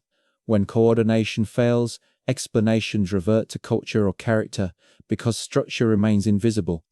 Frustration grows not from malice, but from incompatible expectations about authority. Trust and acceptable loss. In moments of rapid threat, systems do not invent new responses. They default to trained ones. Some tighten control, centralize decision-making, and prioritize uniform response. Others decentralize, allow variation, and accept uneven outcomes. Each side watches the other and sees recklessness or rigidity. Each believes the other is increasing risk. In reality, both are reducing the risk they know how to measure. Individuals feel this strain as contradiction. They are told to innovate and to preserve, to move fast and to be careful, to cooperate globally and to protect local stability. These demands collide because they come from systems umtin for different pressures. People are asked to bridge gaps that were centuries in the making, using instincts trained for environments that no longer exist. Education, media, and policy attempt to reconcile these differences by appealing to shared values, but values sit on top of structure, not the other way around. Without acknowledging the structural training beneath behavior, appeals misfire. They sound reasonable to those already aligned and threatening to those who are not. Resistance is misread as ignorance. Urgency is misread as irresponsibility. The cycle repeats. What makes the present moment fragile is not disagreement, but speed. Change is arriving faster than systems can slowly retrain instincts. Many societies lack that margin. When the cost of error feels existential, systems retreat to what once worked. Even if conditions have changed, survival memory overrides analysis. Yet this moment also reveals possibility. Systems can learn from one another when pressure is managed, rather than overwhelming. These hybrids are fragile, but they hint at paths that do not require abandoning stability or embracing chaos wholesale. They require acknowledging that different responses evolve for different reasons, and that borrowing must include structure, not just technique. The future will be shaped less by who adopts which technology and more by who can adjust tolerance without losing coherence. Societies that can widen the range of acceptable response without collapsing may find new balance. Those that cannot may oscillate between rigidity and rupture. Outcomes will vary, not because history favors one side, but because adaptation carries different costs depending on what has been protected for so long. Understanding this does not guarantee coordination, but it reduces surprise. It replaces moral judgment with structural awareness. It explains why persuasion often fails and why pressure backfires. Systems defend what they have learned to trust. They loosen only when safety allows it. Any path forward that ignores this will repeat the same collisions under new names. And so the question returns, not as a comparison between regions, but as a challenge shared by all of them. Whether systems shaped by past survival can learn to survive a future that no longer resembles the conditions that trained them, without losing the people who depend on them to feel safe. And whether that learning can happen without forcing every system to abandon what once kept it alive. The future does not offer a clean reset. It arrives layered on top of inherited instincts, asking societies to respond to conditions that no longer match the training embedded in their structures. What feels sensible in one place still feels dangerous in another, even when evidence suggests otherwise. This is not stubbornness. It is memory and code in systems rather than minds. As pressures converge, the temptation to rank responses grows stronger. Some paths appear faster, others appear safer. Comparison turns into judgment, and judgment turns into conflict disguised as advice. Yet speed without stability collapses, and stability without adjustment stagnates. The problem is not choosing one over the other. It is that systems were never designed to balance both at once. They were designed to survive specific kinds of threat, and those threats are no longer neatly separated. This is why imitation so often fails. Societies copy outcomes without copying the constraints that produce them. Policies are imported without the structures that make them workable. Technologies are adopted without the habits that make them safe. When failure follows, it is blamed on culture or incompetence rather than mismatch. The lesson is missed again. Structure matters more than surface. The deepest divide, then, is not between East and West, or old and new, or tradition and progress. It is between systems that learn to trust control and systems that learn to trust adaptation, each facing a world that now demands both at once. Neither instinct disappears easily. Each resists dilution, because dilution once meant death. What history shows is not that one path was right and the other wrong, but that both were locally optimal under different conditions. The danger comes when those conditions change faster than systems can relearn. In those moments, insisting on inherited certainty becomes liability, but abandoning it abruptly feels like stepping into chaos. The tension between those fears defines the present more than any ideology. If there is a lesson buried in a long arc of divergence, it is not about superiority. It is about awareness. Systems that can recognize their own training gain a narrow window of choice. They can decide where to hold firm and where to loosen. They can experiment without collapsing and preserve without freezing. This requires patience, humility, and tolerance for ambiguity, qualities that no system is naturally good at cultivating under pressure. The future will not erase difference. It will test whether difference can coexist without turning every mismatch into a fault line. That test will not be passed through persuasion alone, nor through force. It will be passed, if at all, through redesigning how systems absorb risk, share burden, and allow change without treating it as threat. What began as small adjustments to land and survival became habits, then structures, then power, then thought. What comes next depends on whether thought can finally look back at its own foundations without fear. Not to undo them, but to understand their limits. Because the world no longer asks the same questions it once did, even though the answers still feel instinctively right. And the quiet truth beneath all of it is this: Humans did not become different because they wanted to. They became different because different worlds taught them different ways to feel safe. Until that is understood, every attempt to move forward together will feel like asking someone to abandon safety itself. That feeling sits beneath every modern debate, quietly shaping what people defend and what they fear losing. When systems believe their way of staying safe is under threat, they react before reasoning has time to intervene. Policies harden, language sharpens, compromise feels like exposure rather than cooperation. From the inside, this reaction feels responsible.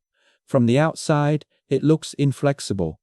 Both impressions are true at the same time. In societies where stability has long been preserved through coordination and control, uncertainty is interpreted as a signal to reinforce structure. Rules multiply, oversight expands, consistency becomes reassurance. The system does not experience this as restriction, but as care. Reducing variation feels like protecting people from harm they cannot yet see. Even resistance is interpreted as something to be managed rather than debated, because debate itself can introduce instability. In societies where survival depended on adaptation and competition, uncertainty triggers movement instead, boundaries loosen, experiments proliferate. Often when many fail, this does not feel reckless from within.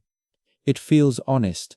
If no single structure can be trusted completely, spreading risk across many attempts feels safer than relying on one authority.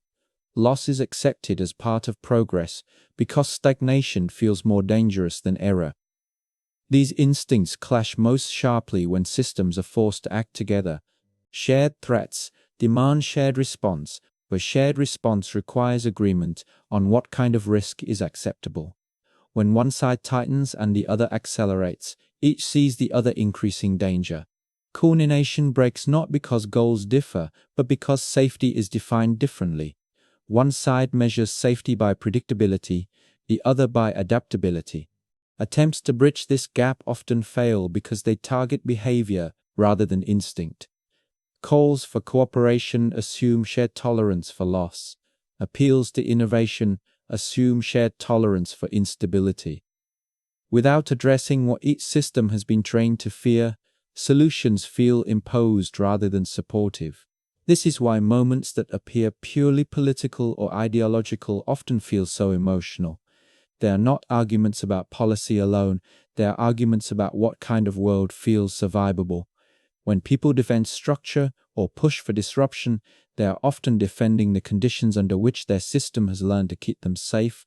Asking them to reverse that instinct without providing new security feels like asking them to step into danger, blindfolded.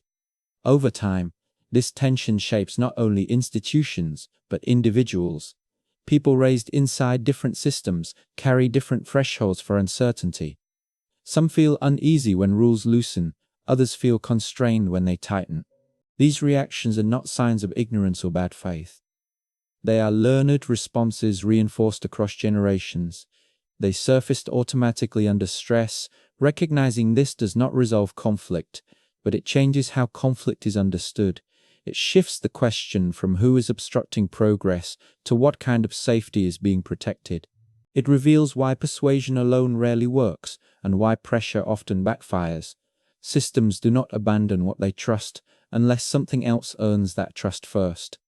If any convergence is possible, it begins here, not by erasing difference, but by designing responses that reduce fear on both sides. Coordination allows room for variation, experimentation that does not threaten collapse, structures that can flex without breaking. These are not simple solutions. They require patience and an acceptance that no single instinct will be sufficient on its own. What lies ahead will not be decided by which system proves superior in theory. It will be decided by which systems can widen their definition of safety without losing coherence. That capacity, more than intelligence or resources, will shape how societies navigate a world that no longer resembles the one that trained them. And until that widening happens, history will continue to feel like collision rather than convergence, not because humans refuse to understand one another, but because understanding alone has never been enough to make people feel safe And widening that definition is far harder than it sounds, because safety is not an abstract idea inside a system. It is lived experience, reinforced every time things go wrong and the familiar response still works. When a crisis passes and order holds, or when disruption leads to recovery, the lesson is burned in again. The system remembers success far more clearly than it remembers near misses. Over time, this selective memory hardens preference into conviction. This is why reform often stalls even when problems are widely recognized. A system can see its limits and still cling to them, because those limits are tied to survival stories that feel personal and immediate. Change that threatens to remove a known protection feels more dangerous than a problem that has been lived with for generations. From the inside, endurance feels wiser than experimentation. From the outside, hesitation looks like refusal. The gap is not awareness, it is trust. Attempts to force change usually deepen resistance. Pressure activates the very instincts. Reform hopes to soften. Control tightens where looseness is demanded. Acceleration intensifies where restraint is advised. Each side becomes proof for the other's fears. What could have been gradual adjustment turns into confrontation, and confrontation teaches systems to defend rather than adapt. Even well-intended intervention can strengthen the patterns it seeks to break. Learning across systems succeeds only under specific condition. The risk of failure must be shared, the cost of experimentation must be limited, and the benefits must arrive without demanding immediate abandonment of familiar safeguards. When these conditions are missing, borrowing becomes superficial, symbols are copied, dates are imported, but the deeper structure remains unchanged, and mismatch produces disappointment. History shows that the most durable shifts happen not at moments of triumph, but at moments of managed vulnerability. Periods when systems are stressed enough to question themselves, but not so threatened that they retreat entirely into defense. In those narrow windows, hybrid responses can form. Nation learns to allow variation. These hybrids are fragile, often temporary, but they demonstrate that instincts are not destiny. The difficulty is that such windows cannot be commanded. They emerge unevenly, shaped by circumstance rather than design. Some societies encounter them early, others encounter them late, or not at all. Outcomes diverge, not because of will or intelligence, but because timing determines whether fear overwhelms learning or leaves space for it. In the modern world, timing is compressed, crises arrive faster and overlap. There is little space to fail safely. This makes hybrid learning harder, not easier. Systems fall back on what they know because they are asked to respond before trust in anything new can form. The demand for immediate results crowds out patience, and without patience, unlearning cannot begin. What this produces is a world where everyone feels behind and under threat at the same time. Each system sees others moving in ways that feel reckless or constraining. Each feels misunderstood. Each believes it is acting responsibly under impossible conditions. The conflict is not simply over outcomes, but over which risks are tolerable when time itself feels hostile. Understanding this does not create agreement, but it clarifies why agreement is so rare. It explains why progress feels uneven, and why attempts to synchronize responses often fracture systems are not just coordinating policy. They're negotiating safety memories that were built under entirely different worlds. The challenge ahead is not to convince systems to abandon those memories, but to create conditions where new memories can form without catastrophe. That requires slowing some processes while accelerating others, protecting stability in one domain while allowing experimentation in another. It requires designs that acknowledge fear instead of dismissing it. Whether such designs can spread fast enough is uncertain, but without them, difference will continue expressing itself as friction rather than complementarity. And the longer that friction persists, the more tempting it becomes to retreat into certainty. Even when certainty no longer fits the world it claims to explain. Retreating into certainty offers comfort only in the short term. Over time, it narrows options until systems find themselves strong in familiar conditions and fragile everywhere else. The world no longer presents problems one at a time, Pressures overlap. Climate, technology, migration, and conflict interact in ways that older responses were never designed to handle simultaneously. Certainty simplifies, but it also blinds. What feels safe becomes brittle when conditions refuse to stay within known boundaries. When systems struggle, the explanation offered is usually incompetence or corruption. Rarely is it acknowledged that the response being used was umpined for a different kind of threat. Blame replaces diagnosis. Pressure replaces redesign. And under pressure, systems double down on the instincts that once worked, even when those instincts now amplify damage. The danger here is not collapse alone, but mislearning. When responses fail, the lesson drawn is often that they were not applied forcefully enough. Control should have been tighter. Competition should have been fiercer. The possibility that the response itself no longer fits the problem is dismissed because questioning it feels like removing the last layer of protection. Failure becomes justification rather than warning. Yet history suggests another path exists, narrow and difficult though it is. Systems that survive long transitions are rarely those that cling hardest to certainty or abandon it entirely. They are those that learn to separate what must remain stable from what can be experimented with. Species where failure does not threaten collapse. This is not indecision, it is structural humility. Such humility is rare because it requires admitting that survival lessons are context-dependent. What saved a system once may limit it now, acknowledging that truth feels like betrayal of ancestors, institutions, and identities built on endurance.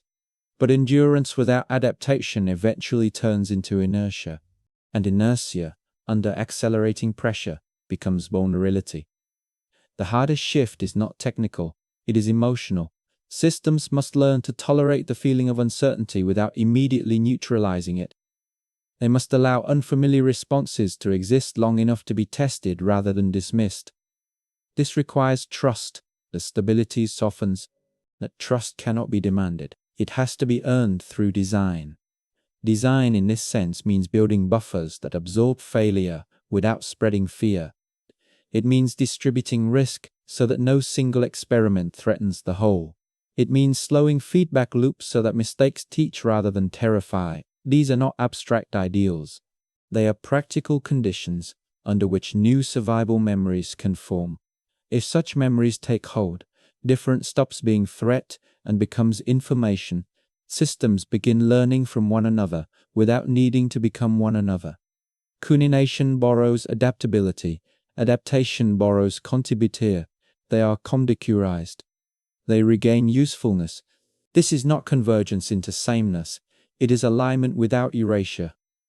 A recognition that different worlds train different responses, and that the future may require drawing from more than one at the same time. The cost of this learning is discomfort. The cost of avoiding it is rigidity under pressure. Whether humanity can manage the shift remains uncertain.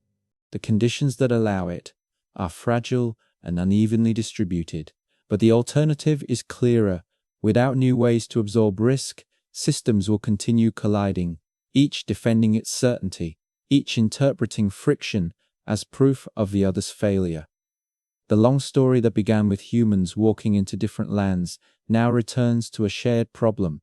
The world is changing faster than inherited instincts can comfortably manage. Survival no longer depends on choosing the right side of an old divide. It depends on recognizing how those divides were formed and deciding deliberately where they still protect life and where they quietly endanger it. That choice will not announce itself as a turning point. It will appear, as it always has, as small adjustments made under pressure. The difference this time is that those adjustments will be made with awareness rather than accident, or not at all. And awareness changes the meaning of choice, even when options remain limited. When systems recognize that their instincts were trained rather than ordained, they gain a narrow but real margin of agency, not the freedom to become something else overnight, but the ability to pause before reacting in the only way that once felt safe. That pause is small. It is often invisible, but it is where different futures begin, separating from the momentum of the past. In practical terms, this awareness shows up as restraint where certainty once ruled. It appears as willingness to test without committing the whole structure. Systems begin asking different questions, not about whether control or competition is correct, but about where each is still necessary. Authority becomes more conditional. Immotivation becomes more selective. Stability is protected deliberately, rather than reflexively. Change is allowed in bounded spaces, where failure does not threaten collapse. If systems were shaped by circumstance, then outcomes are not proof of virtue or failure, they are evidence of fit.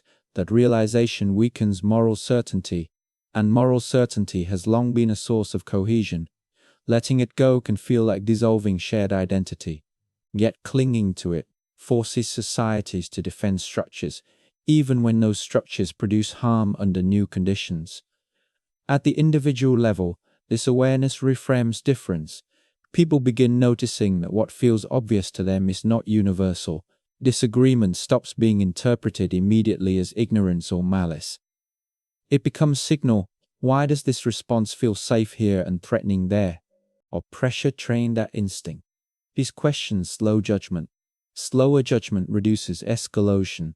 Reduction in escalation creates space for learning that was previously crowded out by fear.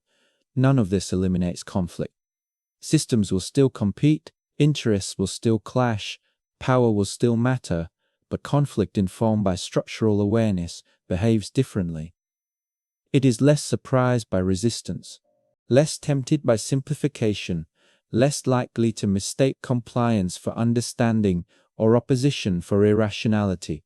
It anticipates friction and designs around it instead of denying it. The risk, of course, is that awareness arrives too late or too unevenly. Some systems may adapt while others harden. That imbalance can create new tensions. Flexibility in one place can look like weakness to a system trained to equate stability with strength. Conversely, rigidity can look like threat to a system trained to expect change. Navigating this asymmetry requires patience that pressure rarely allows. Yet history suggests that moments of greatest danger also open space for re-evaluation. When old responses repeatedly fail, denial becomes harder to sustain. Systems begin experimenting not because they desire novelty, but because necessity leaves no alternative. The question is whether those experiments are guided by understanding or driven by panic. Panic reproduces old patterns more violently. What emerges from this process will not be a single model of society.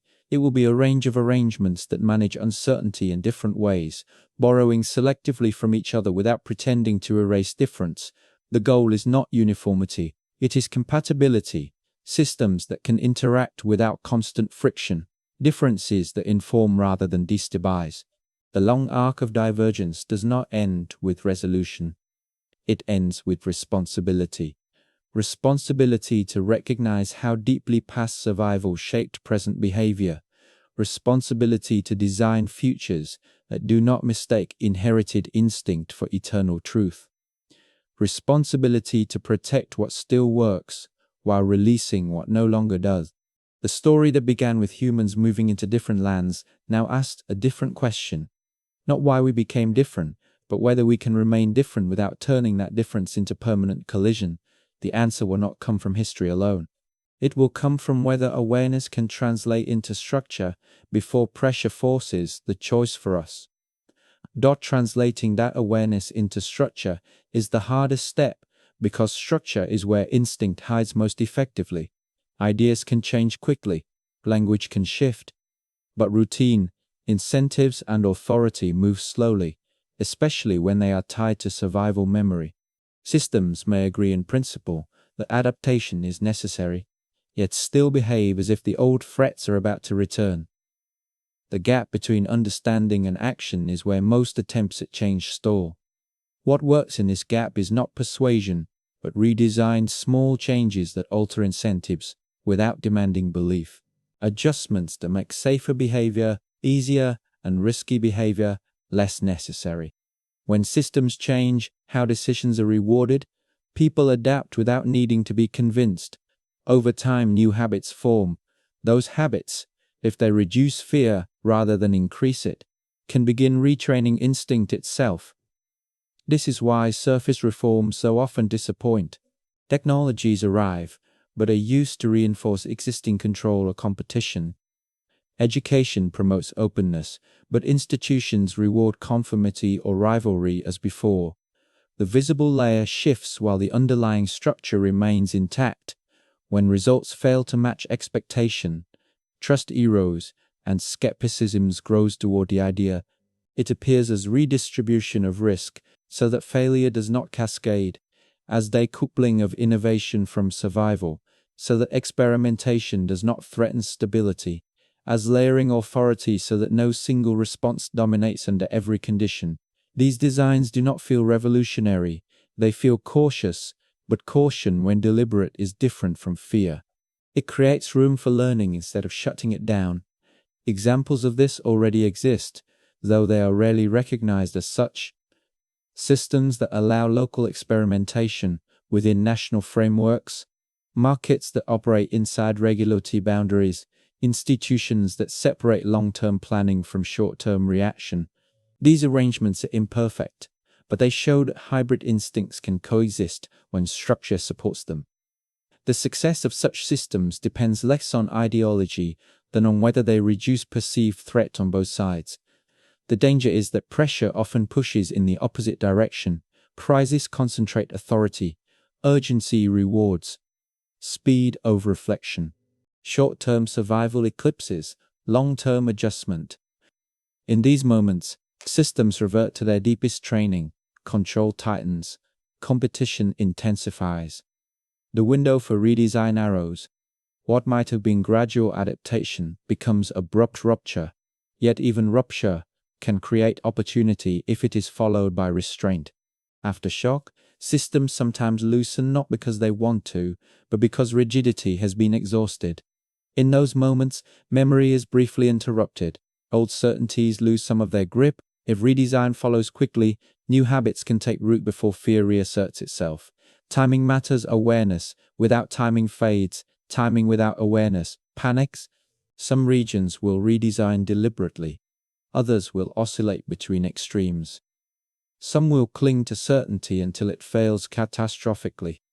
Others will experiment too broadly and fracture. These outcomes will not align neatly with geography or tradition. They will align with whether systems can balance continuity and adaptation. What remains constant is that difference itself is not the problem. Unmanaged difference is. Systems that understand their own training can engage others without assuming threat. Systems that do not will continue interpreting mismatch as hostility. The choice is not between unity and division. It is between friction that educates and friction that escalates. As the long story draws toward its end, the conclusion is less dramatic than the beginning. There is no final split to explain everything, no single cause to blame. There is only accumulation, small adjustments layered over time, swing that outlive their original purpose, instincts that remain useful in some contexts and dangerous in others.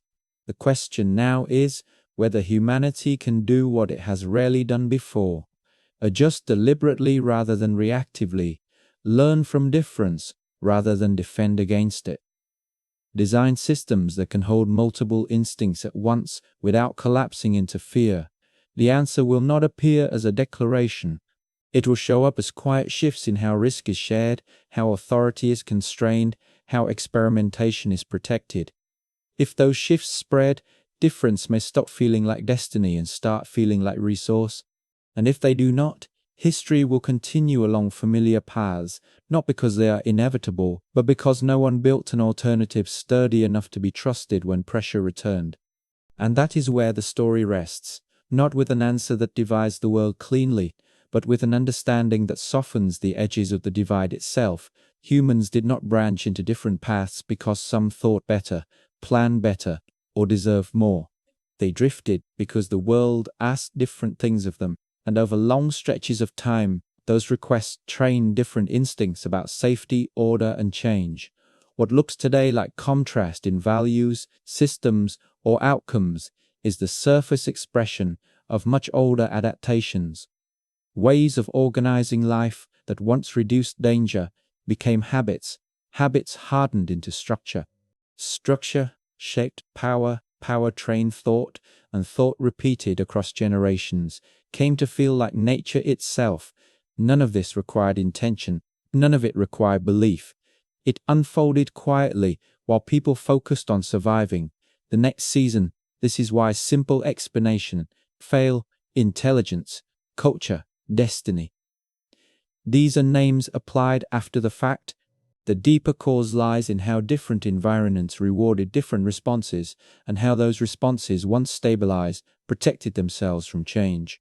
Difference persisted not because people wanted it to, but because systems remembered what had kept them alive.